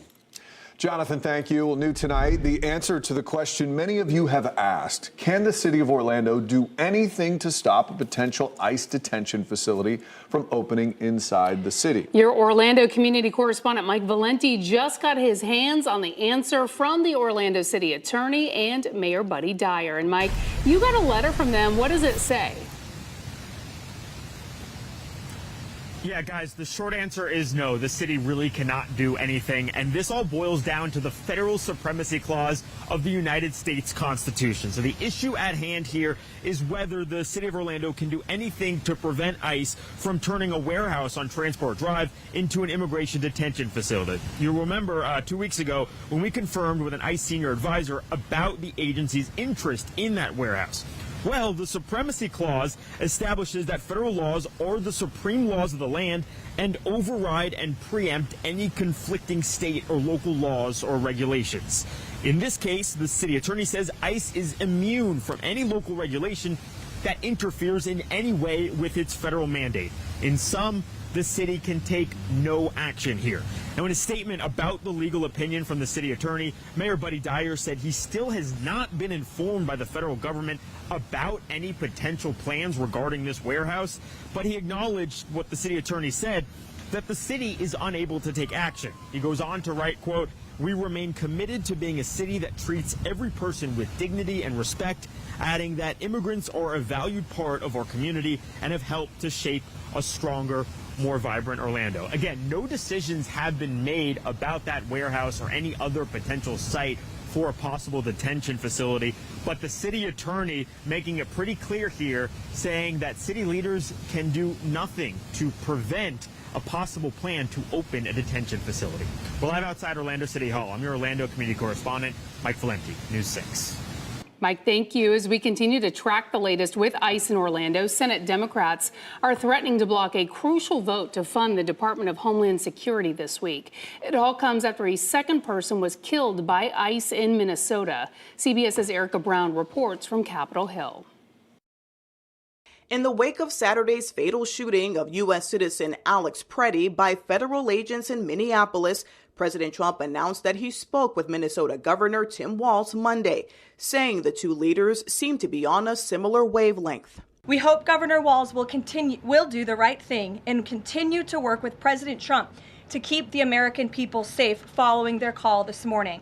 According to a statement from Governor Walz's office, the president agreed to look into reducing the number of federal agents in Minnesota and working with the state in a more coordinated fashion on immigration enforcement regarding violent criminals.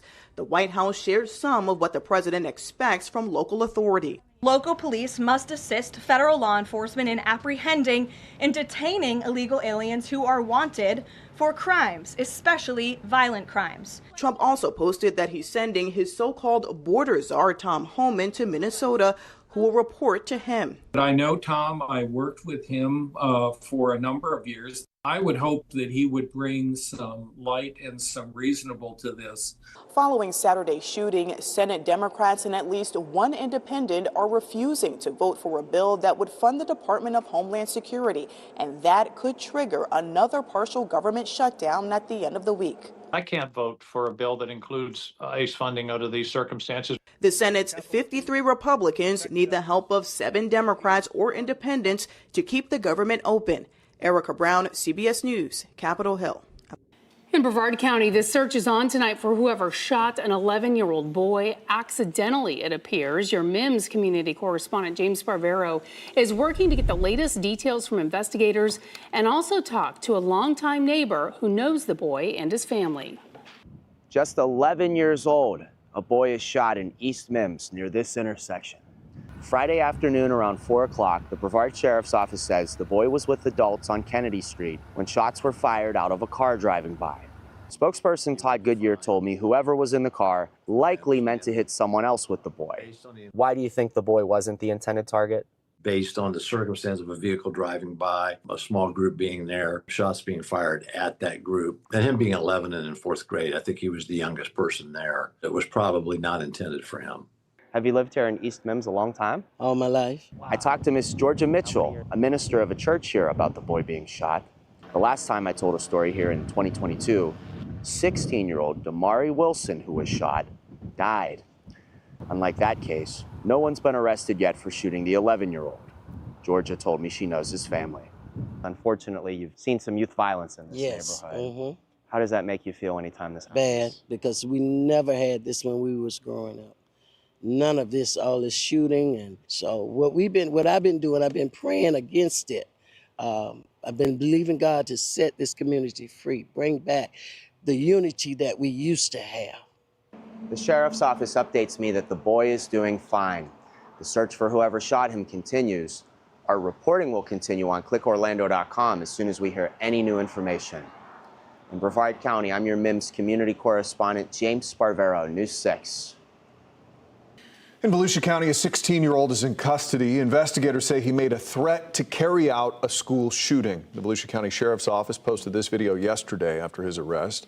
Deputies say the teen sent threatening messages on Instagram. We're not identifying him because of his age. They say he told a group chat, though, that he planned to carry out a shooting at DeLand High School. He's now charged with a felony for making written threats to kill. In Brevard County, Mims Elementary School has been given the all clear after a gas leak earlier today. Here's some video we got outside the school. You can see a number of firefighters working on what looks like a propane tank near the school. According to the district, parents were allowed to pick up their kids early if they felt like they needed to. The district said all kids were safe. Again, the gas leak is now contained. Now at 5, a Florida state trooper says he made a shocking discovery when he pulled over a driver who did not stop on red. The trooper found nearly 200 pounds of marijuana. The Highway Patrol says they pulled over Hazma Qureshi in downtown Orlando last Friday after he tried to make a right turn on a red light without coming to a full stop first. When they searched the back of his box truck, they say they found 8 cardboard boxes with 194 vacuum-sealed bags full of marijuana. Florida Highway Patrol says Qureshi tried to run away from the traffic stop but was later found. He is facing a list of drug charges, including trafficking in marijuana and resisting without violence. In Brevard County, a now former corrections deputy accused of smuggling drugs into the county jail is now herself behind bars. Deputies arrested Chloe Deaton on Saturday at the Target on Wickham Road in the Vieira area. The Brevard County Sheriff's Office says Deaton was hired in 2022. but she is now fired. BCSO got a tip Deaton gave Suboxone and meth to inmates at the jail on Camp Road in Cocoa. The arrest report says she was on her way to meet her source at the Target to get another package. That's when deputies confronted and arrested Deaton. Deaton faces multiple charges, including introduction of contraband to jail. At a court appearance yesterday, a judge set Deaton's bond at $10,500. In Flagler County, Flagler Beach Fire says a sailboat was washing in and got stuck on the sand over the weekend with 2 adults and a child on board. That's when firefighters stepped in to help save them. The Coast Guard asked for help around 4:30 in the morning, according to the Flagler Beach Fire Department. Flagler Fire Rescue joined firefighters at the scene. They found the sailboat that had run aground on a sandbar, according to a social media post. All 3 people were saved. They were taken to a local hospital for shelter. This weekend, we got an unnerving complaint from parents. We decided to go check it out. Students actually sitting on the floor of their school bus. Next at 5, one parent learned this was happening through a picture, what parents and the school district are saying. Later, another update could be coming tonight as leaders in Seminole County continue to make plans for the upcoming changes to the Seminole Town Center. You're watching News 6 at 5. Here's a live look at Port Canaveral from our Launch Credit Union camera. Really comfortable day, but that cold stuff, it's on the way. We'll be right back.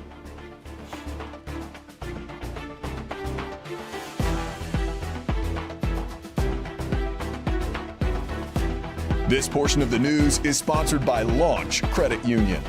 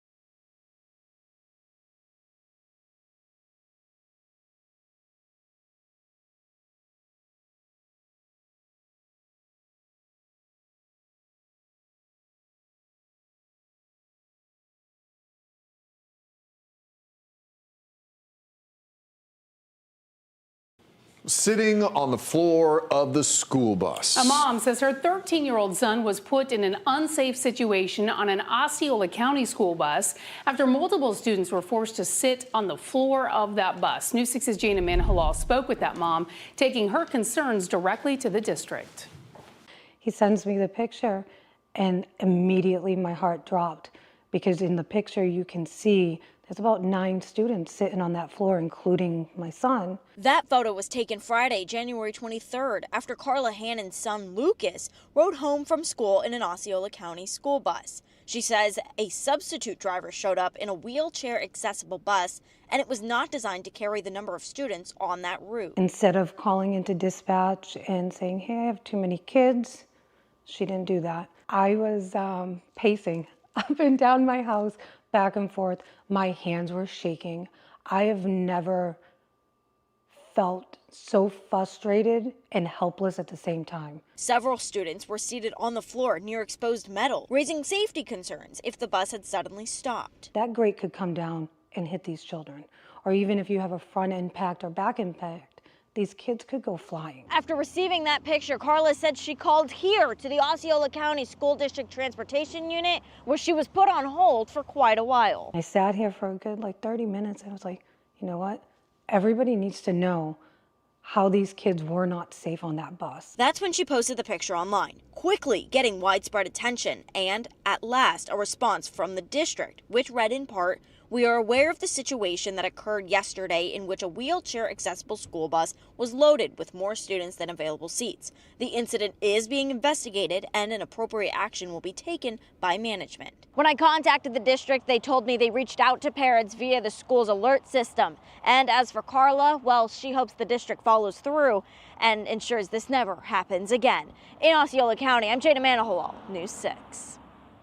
It's that time to check with your weather, which is changing rapidly. Meteorologist Jonathan Kegas, we have a couple of cold fronts to deal with here. We do. The second one bigger than the first, and the first one's going to be pretty big. That one arrives pretty much as we speak, at least the colder air with it. It's pretty nice out there now, a little breezy, but we are still hanging tight into the 60s. It has yet to make it to Miami, where they are still in the lower 80s. That's going to change for them, too. We're looking back towards our northwest, though. We're in the mid-20s in Little Rock, teens in Nashville, right around the freezing mark. In Atlanta, 32 degrees in Dallas. That's some of the colder air that's coming in this direction. Nice and clear out there now as the front and that drier air pushes through. That's a live look downtown Orlando with our Light Orlando Delivering Hope Skycam. We have temperatures now into the upper 60s.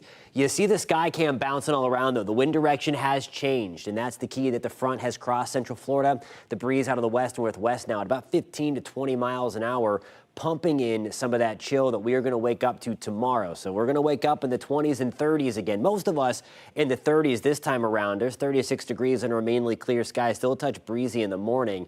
We're at 40 degrees by 9 o'clock. Hey, the sunshine's going to be dominant. It's not going to help too much as we're back to the mid 40s by 11, lower 50s by 1, but it'll feel nice when you're standing in it. That means everybody's waking up to, again, most of us anyway, into the 30s. A few 20s popping back up for us in the Villages, back into Wildwood and Ellen. We're at 26 tomorrow. 29 in Ocala. We're back to the low to mid 40s along the Space Coast. Of course, the water always helps to moderate our temperatures a little bit close to the coast. Even with dominant sunshine, we are only getting back into the mid 50s. Again, that's about, give or take, 20 degrees below where we should be for this time of the year. Palm Coast, we're only topping out into the upper 40s. Bushnell, we are at 54 degrees. But then it gets colder as we get towards the end of this upcoming work week and into the weekend. Potentially the coldest air we've seen since before 2018, maybe going back to 2010. It's that kind of cold coming through. Big dip in the jet stream, pattern locked in. It's this ridge out west that's kind of putting everything into motion, because as that's stuck in place there, that allows our pretty much open source to the Arctic to continue. You see this big dip in the jet stream down towards the Gulf and into even the Bahamas. That's going to be Sunday, February 1st, and that should be the coldest morning of the bunch coming through. These are not wind chills. These are actual air temperatures, as most of us will bottom out into the 20s. That's even Orlando, back to the Villages, into Ocala. The other thing is it is going to be very, very windy, because there's likely going to be another really big storm system sliding up the coast. That's going to mean that we're talking about wind chills likely in the lower teens. So it could be really, really cold this weekend. 62 right now in Leesburg, though. There's some of the sites of the first front coming through back off towards our north and west. Now here's a look at your forecast. Your forecast is sponsored by Payne Law. Cold in and of itself over the next few days. We're even colder tomorrow morning, back to the low to mid 30s again with the 20s northwest of I-4. Highs climbing back to around 60. We're at 61 on Thursday. And then there comes that secondary big blast of cold air. We could have a couple of mornings, guys, where we're waking up to widespread 20s, and that is in the Orlando metro area. Much, much colder northwest of I-4. All right, Jonathan, thank you. And with that cold weather settling in, the YMCA of Central Florida and the Senior Rescue Alliance helped out seniors who were struggling to try to stay warm. People were able to pick up packages that included free heaters, sweaters, socks, hand warmers. The Senior Research Alliance's Director of Operations told us the importance of events like this. What that means to us is that we understand the importance is magnified. So the need is even greater than ever. And being able to provide those essential resources, we understand how important that is. And it's amazing to be able to do so. Organizers say the whole thing was to make sure those seniors are ready when temperatures drop. Because of the cold weather, several counties are opening shelters. Most will be open tonight and tomorrow night. We have a complete list of every location right now on our website, clickorlando.com. And you can open your camera app, scan the QR code on your screen right now, and click the link. We want to see your weather pictures and videos. They could end up on TV. You can also go to clickorlando.com/pins and upload your pictures and videos that way. Well, we have been telling you about this for months. The Seminole Town Center is undergoing a major change. And tonight, a decision on what happens with one of the new businesses could be made. Coming up, the updated plans expected to go in front of the City Commission tonight, including a major parking lot for one popular store. Your Monday evening traffic alert. You'll see those lane closures on the southern end of the Florida Turnpike down in Osceola County. Some cold weather moving through that does not slow down any of our construction. Then up by the airport, 528 east and westbound. No scheduled major shutdowns, but we will see lane closures out even residentially out in the Pine Hills area as well. I'm Trooper Steve with your News 6 traffic alert. Drive safely, and I'll catch you in the morning. And here's a live look at the airport.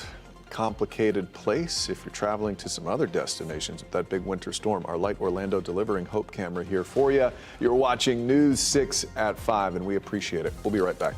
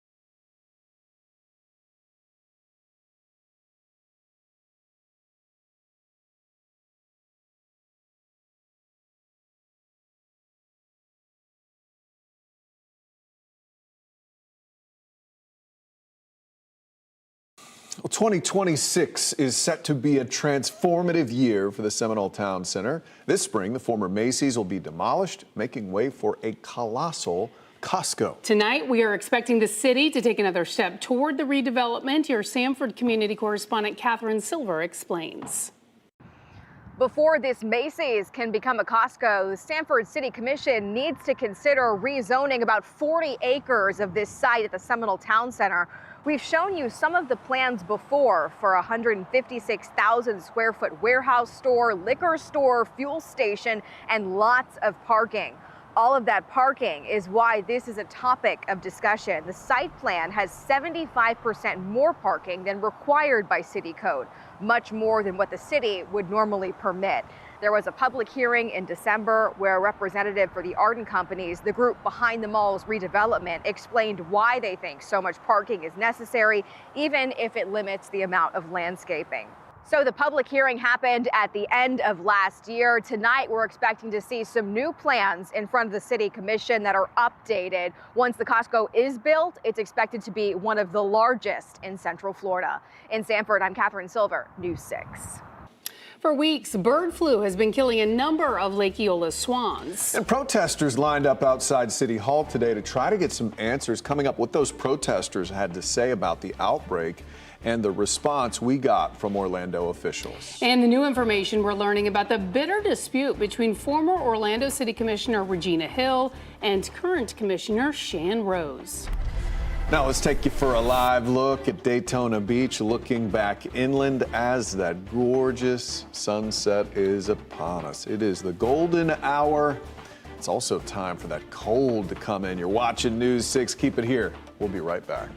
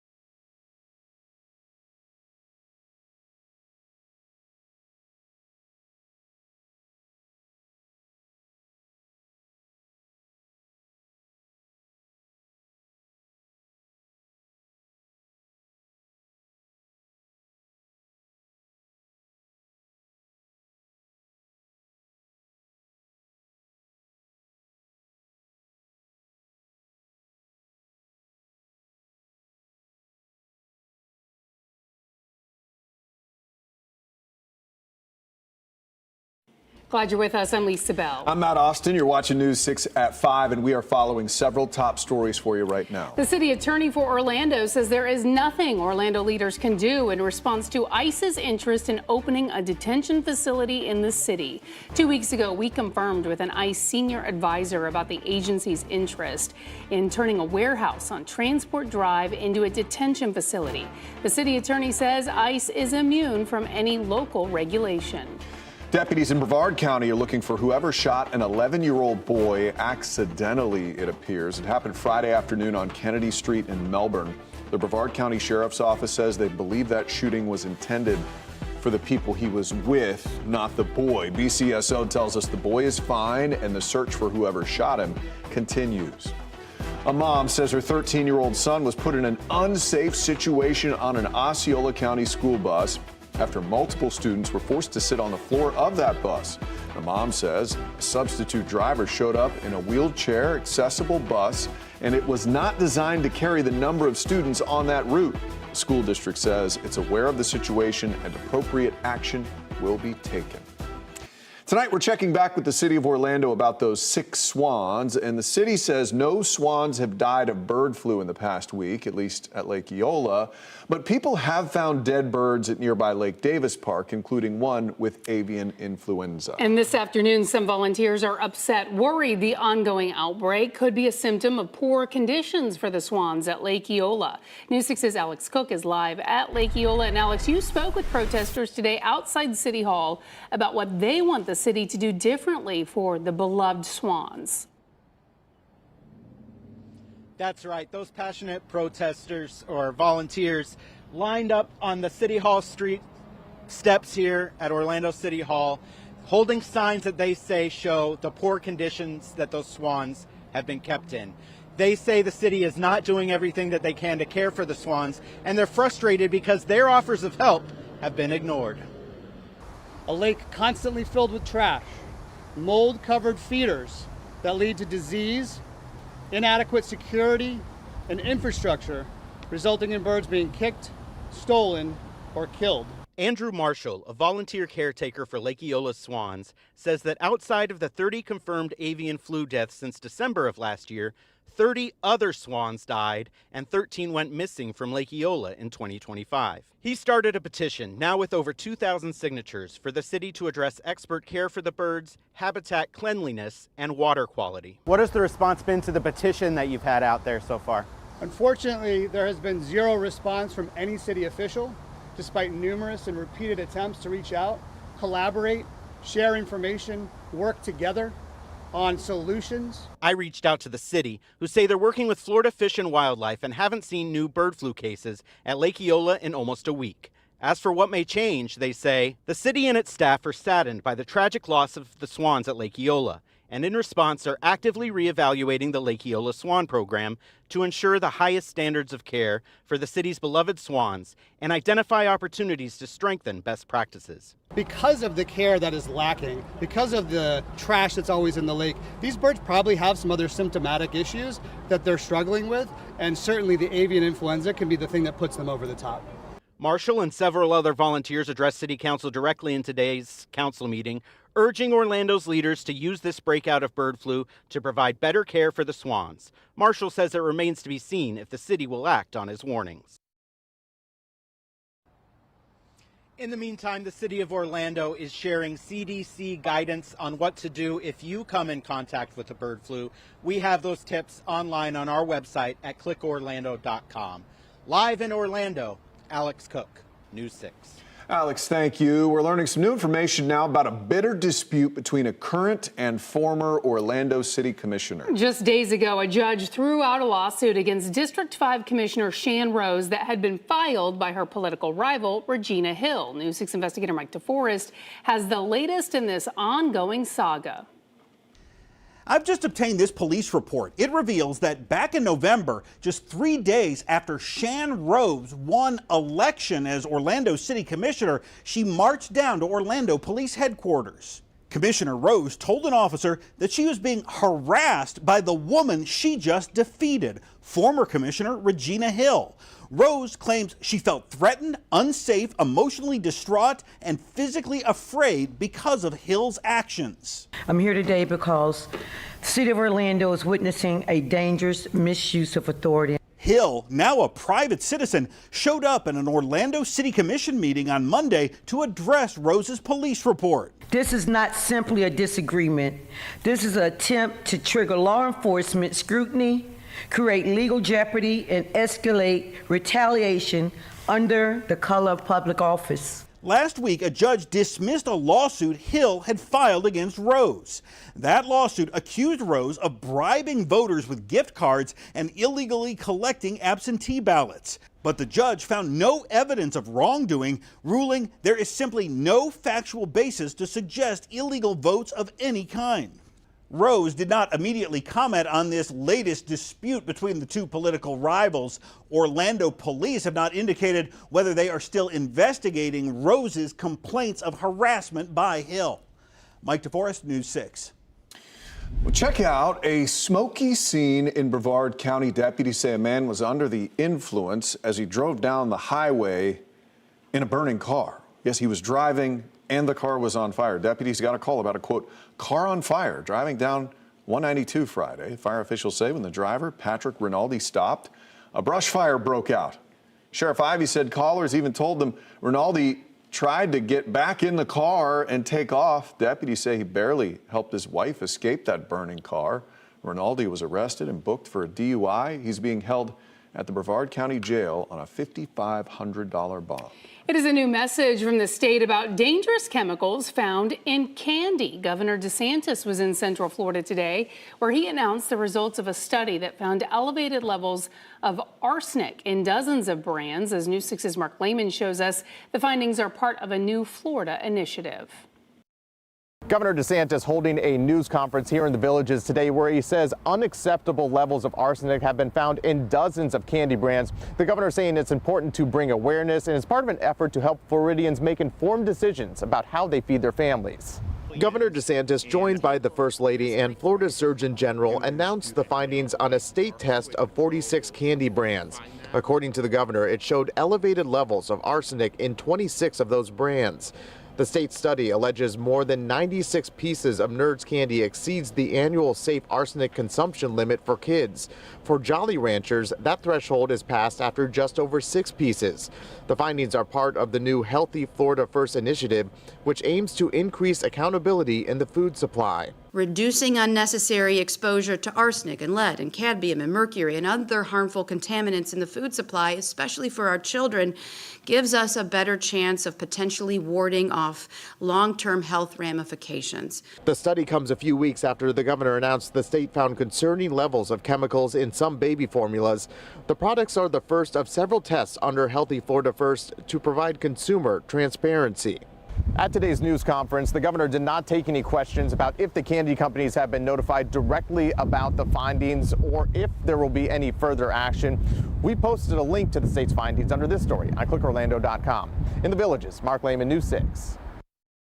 St. Cloud Police looking to bring in a bunch of new recruits. And they are looking to boil down a 6-month hiring process into just 2 days. Today on Trooper Steve on patrol, Steve spoke with an officer about the process and how they hope it will all play out. Today, I'm joined by someone I've known for quite some time, seen him on the road for a while, but it's cool to see him now in charge of the recruitment. Sergeant Ronnie Morales, sir. Steve, thanks for having me, buddy. No, It was a pleasure. Thanks for jumping in, man. Yeah, absolutely, man. Beautiful day. Can't say that about the rest of the country right now. Yeah, no, they're struggling right now. Oh, come to Florida. Another reason to come to Florida. Another reason to come down here. St. Cloud, east side of Osceola County. How long have you been with the St. Cloud Police Department? I've been here since 2019. Been a cop since 2011 or so, but came over here in 2019. Best change I ever made. I'm glad you brought it up, Steve, because this is an opportunity for us to get some good quality candidates from laterals, from out of state. So next Friday, next a Friday. 2-day event. You guys put this graphic up, which was amazing. Well, a kind of explainer. Talk to me. So on the next Friday and Saturday. Yeah, so we plan on doing a one-stop shop, right? Okay. So you RSVP, you come down to the event. We're going to guide you through the entire hiring process. We're going to explain to you what we're looking for. We're going to explain to you what our requirements are. We're going to run you through some physical tests. We're going to run you through some lie detector tests. We're going to run you through some background information to get you started with all that so stuff. So a 6-month process in 2 days. We're trying to encompass it, right, in 2 days. And really what we're trying to do is we're trying to help out individuals who need to travel. And it's difficult. It's difficult for a 6-month hiring process to travel 4 or 5 times to come down for one thing. You can hit the road with Trooper Steve on patrol weekdays at 8 a.m. and at 8 p.m. on the new 6 Plus streaming app for your smart TV or clickorlando.com. Well, you may have heard people say it recently, downtown Orlando is getting boring. Yeah, but a new plan aims to revitalize the area, bring a little excitement back, and bring people back to the heart of the city. Coming up, the city's plan to revitalize Church Street and how it could make a big difference the next time you go downtown. Jonathan. Not sure a lot of people are going to be going out when they see the 7-day forecast. Coldest air of the season is not even close. It slides through as we get into next week. Right now, we're working on bringing those temperatures down. Behind a strong cold front, we're going to pinpoint your forecast at about 5:47. And later, how one of your community correspondents got a case reopened after a woman believes her dog died due to a TikTok challenge. And you can try out the all-new primetime schedule on News 6 Plus. Ginger and I have a new take on the day's news on News 6 tonight at 9 o'clock. Go in-depth with your weather questions with meteorologist Jonathan Kegas at 9:30. Then watch the late news an hour early. It's all tonight on News 6 Plus. You can download our streaming app for free. Just search WKMG in your smart TV's app store. It's also available on Roku, Apple TV, and Fire TV. This portion of the news is sponsored by Shark Coatings.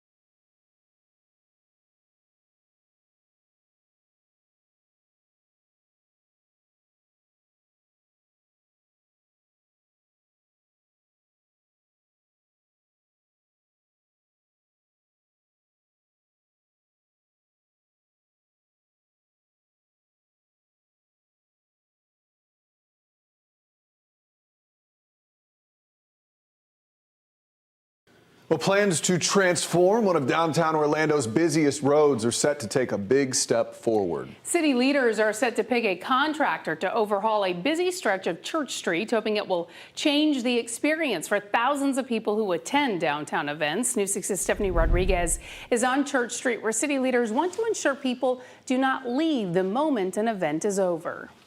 The plan is to improve Church Street between here at Garland Avenue all the way down to John Young Parkway. It's roughly 2 miles. It is a very busy and heavily traveled street that Orlando wants to capitalize on, especially since downtown events draw people to the area.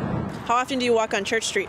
Every single morning. Church Street between Garland and JYP is filled with cars and people. Like every single day or every other day, it seems like there's always an event going on, and I like it. The city's goal is to make this area feel just as active during the day as it is at night, and more comfortable for people walking around. I think expansion and growth is good, as long as it's here to listen to what Orlando wants. The project is set to enhance travel times, reduce congestion, and improve pedestrian crossings along the roadway. And it's a very important part of Orlando, as 3 of the city's major venues are on this stretch. The Kia Center, Inter & Coast Stadium, where the Orlando City and Pride play, and Camping World Stadium. But when events let out, thousands of people can be moving through here at once. These improvements, along with the $400 million upgrade to Camping World Stadium, could entice people to arrive earlier for events and stay later. Do you think if they made more pedestrian options in general, that during the events more people might choose to walk instead of drive?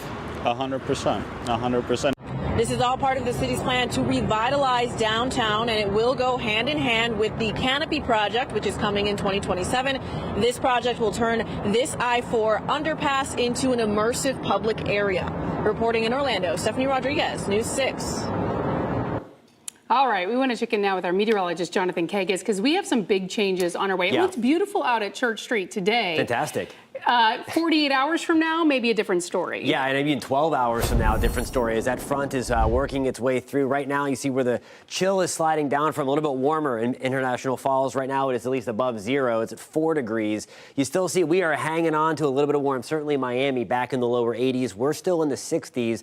We do have the 50s getting in toward Daytona Beach and into Flagler Beach right now as that colder air slides through. All the teens that is working its way in our direction, at least that same air, it will modify, but nonetheless, we're going to cool things down pretty quickly tonight. Sanford, we're at 68, but you can feel the breeze out there. It is cooling us down, still hanging around 70 in Daytona, but look just up the road in Palm Coast. We're back to 58. So again, it shows you where the core of that colder air, at least the leading edge of it, is situated right now, and that is going to be blasting through as we speak over the next several hours. There's a live look, Port Canaveral, Brevard County with our Launch Credit Union camera this evening. We have air temperatures back into the low 70s right now. It feels pretty good even with the breeze. However, things are going to be changing big time by tomorrow morning. We're waking up, most of us, in the 30s. Northwest of I-4, we're going to be back to the upper 20s in Ocala, 26 in Denellen, Palm Coast. Good evening. Tomorrow morning, pretty chilly. We're at 31 degrees. Now here's a look at the afternoon. Your forecast is sponsored by Advent Health. Temperatures get back into the mid-50s. Tons of sunshine, not going to help too much. We may struggle to get out of the 40s in Daytona and in Palm Coast tomorrow. We're at 54 in the Villages. Kissimmee, good evening. We are back to 56 degrees. And again, we're not really moving much over the next couple of days either. Here's the big storm system that caused so many problems from the northeast back to the mid-Atlantic, of course, through the deep south. The cold front associated with that now heading down toward Lake Okeechobee, back to the northwest of Miami.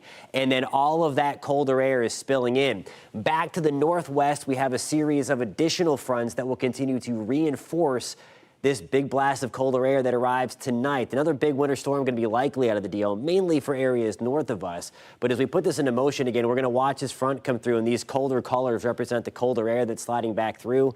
There's fast forwarding into Sunday morning, likely a big coastal storm getting going. But as that lifts up towards the northeast, we see the wind work around to the north and west and pump in a reinforcing shot of some colder air again. That gets back to us by Sunday morning. Look at these morning lows. It has been a long, long time since we have seen an extended stretch of cold weather like this through Central Florida. Again, there's tomorrow. We're waking up into the mid-30s, 35 on Wednesday. We're staying in the mid-30s on Thursday.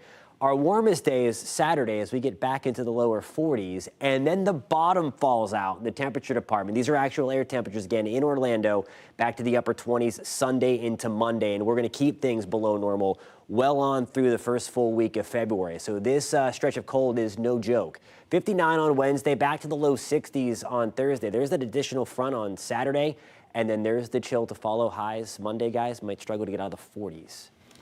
All right, Jonathan, thank you. My bones hurt just looking at that Right. 7-day. Here's a live look over MCO as we track not only the weather here, but across the rest of the country. Look at the big board. Actually, there's more green than there was earlier, but plenty of red showing cancellations and delays. We've been seeing them all throughout the day. We'll be continuing to track these throughout the night as well. You may be wondering what your airport rights are in the case of severe weather. Well, we have an answer for you. Many airlines will offer to rebook you on another flight on the same carrier for free if they have to cancel due to weather. They may even put you on one of their partner airlines, but rebooking passengers is not a legal obligation because weather is considered uncontrollable during severe weather. This also applies to food vouchers, hotel stays, or refunds. There is no federal law to mandate that, but it does not mean you shouldn't ask for that. If you want a more detailed breakdown of which airlines offer what, you can search what you are legally entitled to when your flight is delayed on clickorlando.com. It's good to know. There are a lot of things in there that you might not expect as well. Well, a dog is dead after it escapes from a house, but it had nothing to do with the owner and everything to do with a TikTok challenge, it appears. The dog's owner was told she could not pursue charges, but tonight, after we got involved, it seems that is changing. Coming up, how our very own Molly Reed got investigators to reopen this case and the new leads investigators found to help out. Coming up in the morning, keeping students safe at school. The latest district that'll talk about going high tech to keep weapons off of campus. Plus, temperatures once again tumbling. Candace will have an update on the forecast and that dangerous cold every 10 minutes. We'll see you for News 6 Mornings starting at 6.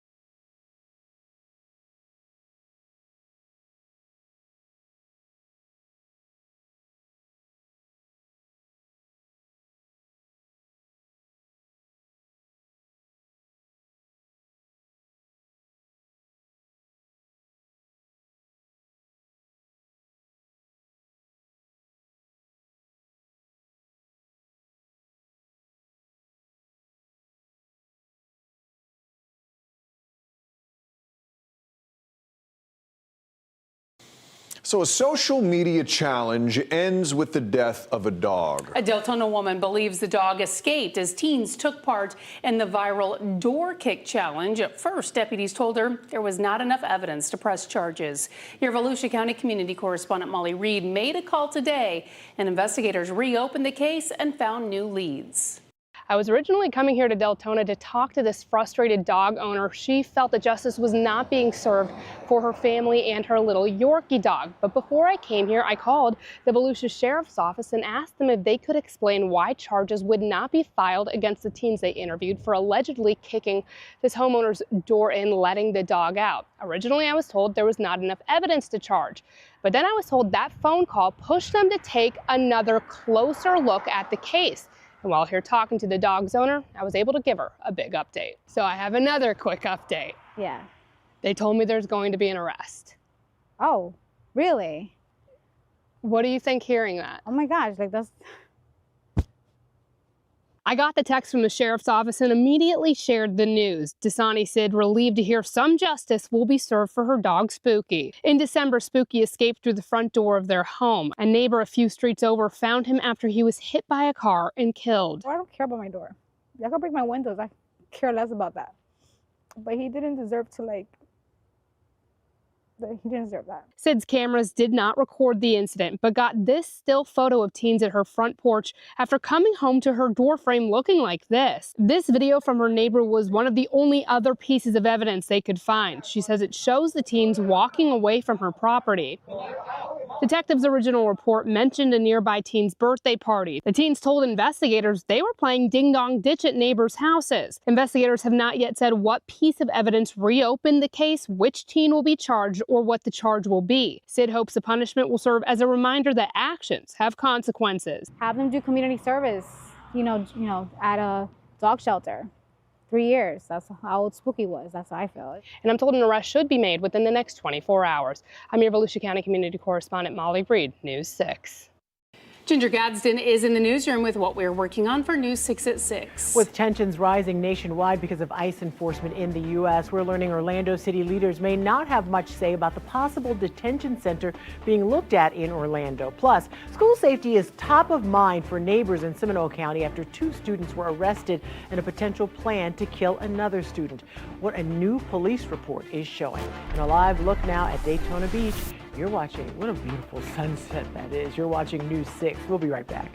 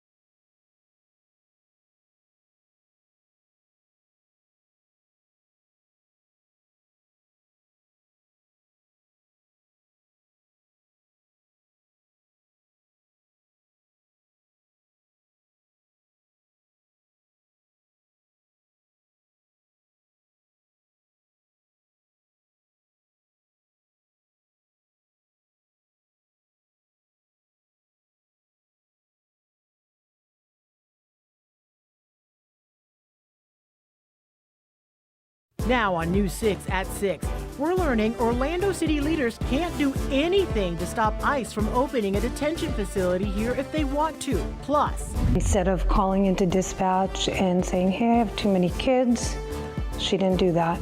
We're hearing from a mom in Osceola County after her child was forced to sit on the floor of a school bus. And just 11 years old, a boy is shot in East Mims near this intersection. I'm your Mims community correspondent, James Barbero. I'm working to get the latest details from investigators. News 6 at 6 starts now. Good evening, everyone. I'm Ginger Gadsden. I'm Matt Austin. Tonight, plenty of the country starting to dig out from a major winter storm over the weekend. All right, so take a look. This is what it looked like, not here, but in North Carolina over the weekend. Here in Florida, though, we enjoyed some of the best weather in the entire country the last few days. But we want to check in now with meteorologist Jonathan Kakis. Jonathan, I have to give you your flowers because you said last week, if you think the weather we saw a week ago was cold, wait until 10 days from now. That's about Thursday or so. It's about Thursday or so, and that's going to be the secondary blast of cold air that comes in. So it's going to get chilly tonight, as you mentioned. And then I think we could see the coldest maybe in 15 years if it shakes out correctly with the way that the cold's coming in. We're going to get to that part of the forecast in about 15 minutes. To get you through tonight, though, freeze warnings in play in purple here. That's going to be northwest of I-4. That's for tonight. Where you see the blue, that's a freeze watch. That means in 36 hours. So that's tomorrow night. So it's going to be even colder when you wake up on Wednesday morning. We'll get you through all the numbers in about 15 minutes. Again, right now, though, the front itself is crossing. It's a little gusty in Daytona Beach, Palm Coast, 26-mile-per-hour gusts out of the north and west, pumping in a lot of that chill, 23-mile-per-hour gusts in Leesburg, just about that as well in Orlando. Here is the divide. Palm Coast, we're in the mid-50s. Daytona Beach, we're in the low 60s. You see where the warmth still is. Gradually, though, we are losing that as the colder air kind of slides down the Florida peninsula. The real cold stuff back off towards our north and west.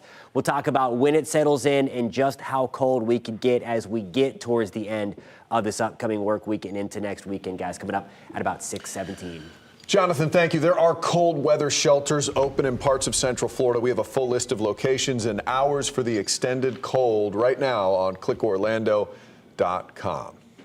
Well, if U.S. Immigration and Customs Enforcement does act on its interest in turning a warehouse in Orlando into a detention facility, there is nothing city government can do about it. That is according to a newly obtained legal opinion that the city attorney wrote to Mayor Buddy Dyer and city commissioners. Your Orlando community correspondent Mike Valenti reviewed that letter from the city attorney. Mike joins us now live outside City Hall. Mike, this is a big blow to immigration advocates. Yeah, Ginger, Matt, it really is, because as we know, immigration advocates have been hoping that local leaders in Orlando could step in and prevent ICE from opening a detention facility. But in this legal opinion that we obtained today, the city attorney says what's stopping the city from stepping in is the United States Constitution. Ever since we spotted ICE representatives conducting a site visit at a warehouse on Transport Drive, we've been asking city leaders how they planned to respond. Well, we now know that Mayor Buddy Dyer had asked the city attorney's office to research and report about the options the city has to regulate or prevent a plan to open a detention facility. The letter we obtained late Monday afternoon answers that question by citing the Federal Supremacy Clause of the Constitution. The city attorney in the letter writing that clause establishes federal laws as the supreme laws of the land and override and preempt any conflicting state or local laws or regulations. In some, she writes, quote, we can take no action to limit or regulate any activity by the federal government in its action to enforce federal immigration law. I'm requesting to block any potential deals before they actually happen. At Monday's City Commission meeting, one person did broach ICE's interest in the warehouse. This was before we got our hands on the legal opinion. The city attorney notes in that opinion that some local leaders have suggested declaring moratoriums or using zoning ordinances to stop the use of property as ICE detention centers. However well motivated these suggestions are, she writes, the law is very clear. And the law holds, the city attorney says, that since ICE is a federal agency, it's immune from any local regulation that interferes in any way with ICE's federal mandate. Now, we did get a statement from Orlando Mayor Buddy Dyer about this legal opinion. He writes in part that immigrants are a valued part of our community and have helped to shape a stronger, more vibrant Orlando. For his full statement and for the full letter, you can go to our website, clickorlando.com. Just to note, nothing has been signed, but of course, should that change, we'll let you know. Live outside Orlando City Hall, I'm your Orlando community correspondent, Mike Valenti, News 6. Mike, thank you. Florida Governor Ron DeSantis spoke about the tension in the country after a deadly shooting in Minnesota over the weekend. A federal immigration agent shot and killed a 37-year-old Alex Preddy in Minneapolis over the weekend. This was the second person killed by federal officers this month. As tensions rise, Governor DeSantis says here in Florida, the state is working with law enforcement to make sure everyone is safe. Yeah, we've had positive results. We've had positive interactions. I think it's a very hostile situation that's been created, and that's not the way to do business, and that's not what we want to see. I think people want to see orderly society. They want to see the rules enforced. They want to see people working together, and that's what you're seeing in the free state of Florida. A partial government shutdown could be on the horizon as it's believed Democratic lawmakers will reject a bill that includes funding for ICE. Leaders on both sides are working on options to avoid a shutdown before Friday's deadline. Now, CBS Evening News will be covering more on ICE protests across the country as enforcement continues to be a major topic. It starts at 6:30. New at 6 now, we're hearing from attorney Ben Crump. Yeah, he is representing the family of a 92-year-old woman who he says was killed in a crash with an Orlando police cruiser. According to a statement from attorney Crump, Millie Ortiz was in the car that was hit by the OPD cruiser that ran a red light last weekend. It's happened near South Cimarron Boulevard and Hoffner Avenue. Ortiz died at the hospital. Now, this photo of her was provided to us by her family. Ben Crump's statement goes on to say that the family is demanding transparency and the family deserves answers about why this cruiser ran a red light and how the officer responsible will be held accountable. We have requested the crash report from OPD that Crump is referencing in this statement, but we're told we won't get these until 60 days have passed since the crash. Well, a knife and a note found in a backpack leads to the arrest of 2 students at Lake Brantley High School, and now we're learning this involved a possible plan to kill another student. Your Seminole County community correspondent Catherine Silver has the details from a newly released police report. The 5-page report from Altamont Springs Police is heavily redacted, but reveals this. It was an anonymous tip that led law enforcement to start investigating a student who was, quote, planning to kill another student Friday. The report says through this investigation and a previous investigation, officers identified the student who might be planning an attack as Isabel Valdez, a 15-year-old. Deputies went to Valdez's house, asked if Valdez had spoken to anyone online the previous night or if Valdez knew anything about the tip. Valdez denied it. The report goes on to say Valdez was also questioned here at Lake Brantley on Friday, along with Lois Lippert, Valdez's best friend, according to police. Both teens were arrested. The police report calls Lippert an accessory. Students Friday told News 6 what they had heard. One girl had the knife in the note, and then the other girl was called out of class because her name was mentioned, I guess, by the first girl. We do know from police officers found a knife and a note in one of the students' bags. We don't know much else about what the teens told police. Whatever it was is enough for both of them to now be facing attempted murder charges. In Seminole County, I'm Catherine Silver, News 6. Now to the search tonight in Brevard County for whoever shot and hurt an 11-year-old. Your MIMS community correspondent James Sparvero is working to get the latest details from investigators. He's speaking with neighbors tonight. Just 11 years old, a boy is shot in East Mims near this intersection. Friday afternoon around 4 o'clock, the Brevard Sheriff's Office says the boy was with adults on Kennedy Street when shots were fired out of a car driving by. Spokesperson Todd Goodyear told me whoever was in the car likely meant to hit someone else with the boy. Why do you think the boy wasn't the intended target? Based on the circumstance of a vehicle driving by, a small group being there, shots being fired at that group, and him being 11 and in 4th grade, I think he was the youngest person there. It was probably not intended for him. Have you lived here in East Mims a long time? All my life. I talked to Miss Georgia Mitchell, a minister of a church here, about the boy being shot. The last time I told a story here in 2022, 16-year-old Damari Wilson, who was shot, died. Unlike that case, no one's been arrested yet for shooting the 11-year-old. Georgia told me she knows his family. Unfortunately, you've seen some youth violence in this neighborhood. Mm-hmm. How does that make you feel anytime this happens? Bad, because we never had this when we was growing up. None of this, all this shooting, and so what I've been doing, I've been praying against it. I've been believing God to set this community free, bring back the unity that we used to have. The sheriff's office updates me that the boy is doing fine. The search for whoever shot him continues. Our reporting will continue on clickorlando.com as soon as we hear any new information. In Brevard County, I'm your MIMS community correspondent, James Sparvero, News 6. A disabled veteran had her van towed at MCO, but there is so much more to the story. Yeah, much more. She had to park in 2 spots to get her wheelchair ramped down before flying out. But when she got back, her van was not where she left it. If I don't have my van, I have no way to get home. Coming up, I'm following up with some of the struggles some of our neighbors have when it comes to handicap parking in Central Florida. This portion of the news is sponsored by Advent Health.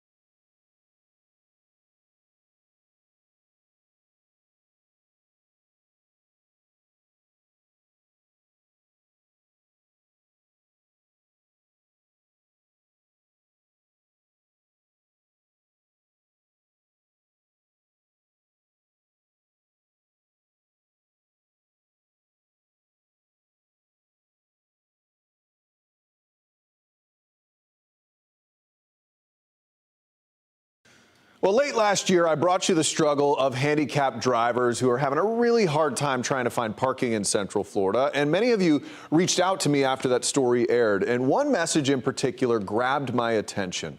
A disabled veteran whose van was towed from an airport parking garage.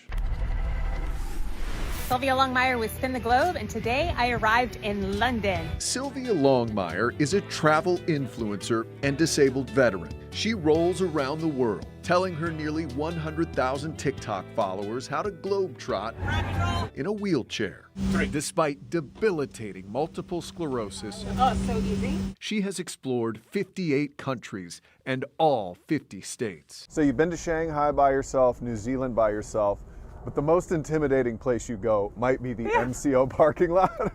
Is that true? It's frustrating, absolutely. All right, let's do it. So we decided to tag along on a trip to MCO's parking garage on a Friday to see how dicey parking a handicapped van can be. Longmire scoured every deck in the parking garage. The adventure continues. All right. Until she made it to the very top. All the disabled spaces were spoken for. Look, see, it's always over here. She had to park across 2 regular spots so her ramp could extend. It's a familiar feeling. Last November, Longmire paid $160 to park in the reserve section at MCO. Again, the accessible spots were taken. As usual, she parked across the 2 spots at the end. And I returned to find that my van was not where I left it. Started to try to avoid having an anxiety attack because if I don't have my van, I have no way to get home. The van with a clear disabled veteran license plate was gone. The airport had it towed. I'm getting taken to an accessible shuttle that's going to take me to the impound lot to get my van. 3 hours and $50 later, she was able to head home. Still haven't gone to the bathroom. I haven't eaten since yesterday, so that's the first priorities when I get home. We reached out to MCO for comment. They sent us this response. We have already instructed parking staff to be more vigilant in recognizing vehicles that display a disabled license plate when they occupy multiple spaces. Unfortunately, the vehicle's plate was inadvertently overlooked. That's not okay. That is not okay. Inadvertently overlooked feels like the entire meat of this story, right? Is that how you feel, inadvertently overlooked? I'm inadvertently overlooked almost on a daily basis as a wheelchair user, and I am not alone in that. So yeah, that is the core of the issue, isn't it? So Longmire has teamed up with a state rep to create a line amendment that would make it illegal to tow a disabled person's car if they're parked across 2 spots and no other parking is available. It's currently making its way through the legislature in a transportation bill. In fact, here she is testifying in front of the Commerce Committee to try to get that thing pushed through. That was just last week. Also, MCO does plan to improve the problem. A new parking guidance system will tell people how many handicap spaces are available on each level, but this isn't expected to be finished until 2027. Stay tuned, more to come. All right, meteorologist Jonathan Kakis joins us now with our changing forecast. There's cold, like we're going to see, overnight and going into the week, but then there's a different level going into the weekend. That's right, exactly right. Yeah, and we are going to feel that as we get into the upcoming end of the work week and into next weekend. This cold we've dealt with several times so far this season that arrives tonight. Still going to be cold when you wake up again tomorrow morning. Right now, we're in the process of getting it down the Florida Peninsula. Still relatively mild, although we can feel the change if you step outside. 50s and 60s for the most part through Central Florida. It's at 48 in Jacksonville, 30 in Atlanta, the teens in Nashville. That's some of the air that's going to be pouring down the peninsula as we go through the overnight. Gorgeous shot here, though, in Daytona Beach with our Daytona Beach Skycam this evening. Back to the low 60s. It's the breeze right now. You see the wind shift out of the north and west. Yesterday, it was out of the south, pumping in that record warmth. That's all gone now. Out of the northwest again at about 15 to 20 miles an hour. Hour by hour forecast for tomorrow. Again, by the time you wake up tomorrow, most of us are in the 30s. There will be a few in the upper 20s well to the northwest of I-4. I'll show you your neighborhood in just one second. We're back to 40 degrees by 9 o'clock as a whole, 46 by 11, only in the low 50s by 1. The sunshine will be out in dominant fashion, though. Okay, so here's a look at tomorrow. We're at 29 in Ocala, 26 degrees in Denellen, Mount Dora. Good evening. We're going to start our day at 31 degrees. The Land, we are at 31 as well, 35 in Holopah. So it is going to be chilly. Now here's a look at your afternoon. Your forecast is sponsored by Strata Services. It'll feel nice in the sun, but if you're in the shade, it might be a little chilly out there. 54 in Mount Dora. Again, we're at 51 in Daytona Beach. We're hanging around 60 in Mico. Palm Bay, good evening. We are at 59 under a mainly sunny sky. And then that other kind of cold comes in. So here's the pattern that locks us into the cold really through the first week of February. We have this big ridge building to the west that puts a trough or a dip in the jet stream to the east. That continues to intensify. And you see this plunge. We have the jet stream pretty much chilling over the Florida Keys and into the Bahamas. This is Sunday, February 1st. So we have kind of the direct train right back to the Arctic, and that fresh supply of colder air blast through Saturday night into Sunday, likely even meandering into Monday. These are actual air temperatures now. I think most of us, including the Orlando Metro for us into Kissimmee, Leesburg, are waking up into the mid to upper 20s. Big time cold. If this verifies here, it's the coldest air we felt until since 2018. If we get a degree colder, we're talking the coldest air since 2010. So again, this is some big time cold coming through, and it lasts with us really again to the first week of February. Temperatures back to the 50s and 60s right now as we continue to watch them take a tumble to the 20s and 30s overnight. Back to around 60 on Wednesday, in the lower 60s Thursday and Friday, and then there comes that secondary push of cold, guys. Highs will struggle to get out of the 40s on Monday. That's something else. All right, Jonathan, thank you. All right, sitting on the floor of a school bus. A mom says her 13-year-old son was put in an unsafe situation on an Osceola County school bus. News 6's Jana Manahalal spoke with that mom, taking her concerns directly to the school. He sends me the picture, and immediately my heart dropped, because in the picture you can see there's about 9 students sitting on that floor, including my son. That photo was taken Friday, January 23rd, after Carla Hannon's son Lucas rode home from school in an Osceola County school bus. She says a substitute driver showed up in a wheelchair-accessible bus, and it was not designed to carry the number of students on that route. Instead of calling into dispatch and saying, hey, I have too many kids, she didn't do that. I was pacing up and down my house, back and forth. My hands were shaking. I have never felt so frustrated and helpless at the same time. Several students were seated on the floor near exposed metal, raising safety concerns if the bus had suddenly stopped. That grate could come down and hit these children. Or even if you have a front impact or back impact, these kids could go flying. After receiving that picture, Carla said she called here to the Osceola County School District Transportation Unit, where she was put on hold for quite a while. I sat here for a good 30 minutes and I was like, you know what? Everybody needs to know how these kids were not safe on that bus. That's when she posted the picture online, quickly getting widespread attention and, at last, a response from the district, which read in part, "We are aware of the situation that occurred yesterday in which a wheelchair-accessible school bus was loaded with more students than available seats. The incident is being investigated and an appropriate action will be taken by management." When I contacted the district, they told me they reached out to parents via the school's alert system. And as for Carla, well, she hopes the district follows through and ensures this never happens again. In Osceola County, I'm Jada Manahalal, News 6.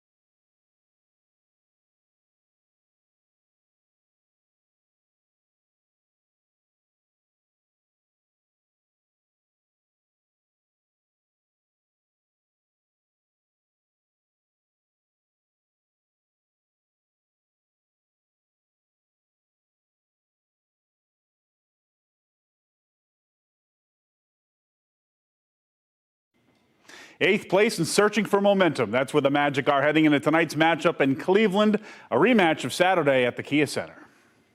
Run off because it's statistically so close. Banchero, three-point shot. Banchero to Black from the corner. How about 11 for 40? That's what the Magic shot from three-point range in Saturday's loss to the Cavs. Orlando had no answers for Donovan Mitchell. He had 36 in their 14-point win, but the Magic today say Saturday's loss was not all bad. Sometimes process over the result, you got to keep that in mind. I mean, some guys made some shots that you got to live with making some shots. I think Donovan Mitchell played an exceptional game, especially in the second half. Made some layups that you just have to live with. And kind of, be a little more physical, be a little more energetic, and try to take some of that stuff away. UCF men back home tomorrow night. Johnny Dawkins and company will host Arizona State at Addition Financial Arena. Both teams coming off wins. The Knights at Colorado and the Sun Devils against Cincinnati. UCF would improve to 16-4 overall and 5-3 in Big 12 play with a victory. If Super Bowl 60 is anything like the last time the Patriots and Seahawks met in the big game, buckle up. 11 years ago, Malcolm Butler picked off Russell Wilson in the waning seconds to seal New England's 28-24 win. Yesterday in Seattle, the NFC champion Seahawks went toe-to-toe with division rival L.A. Sam Darnold outdueled Matthew Stafford in the shootout.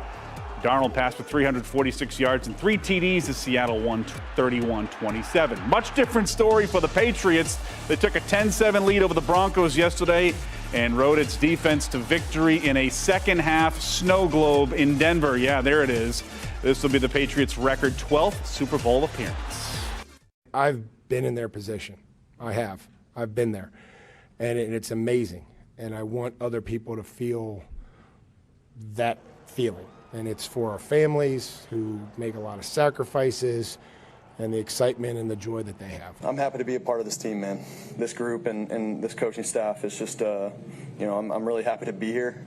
Happy to be in this position. I'm just going to continue to do the best that I can to put this team in positions to win football games. Let's hope it's a good game. All right, more news coming up at 9. See you at 9.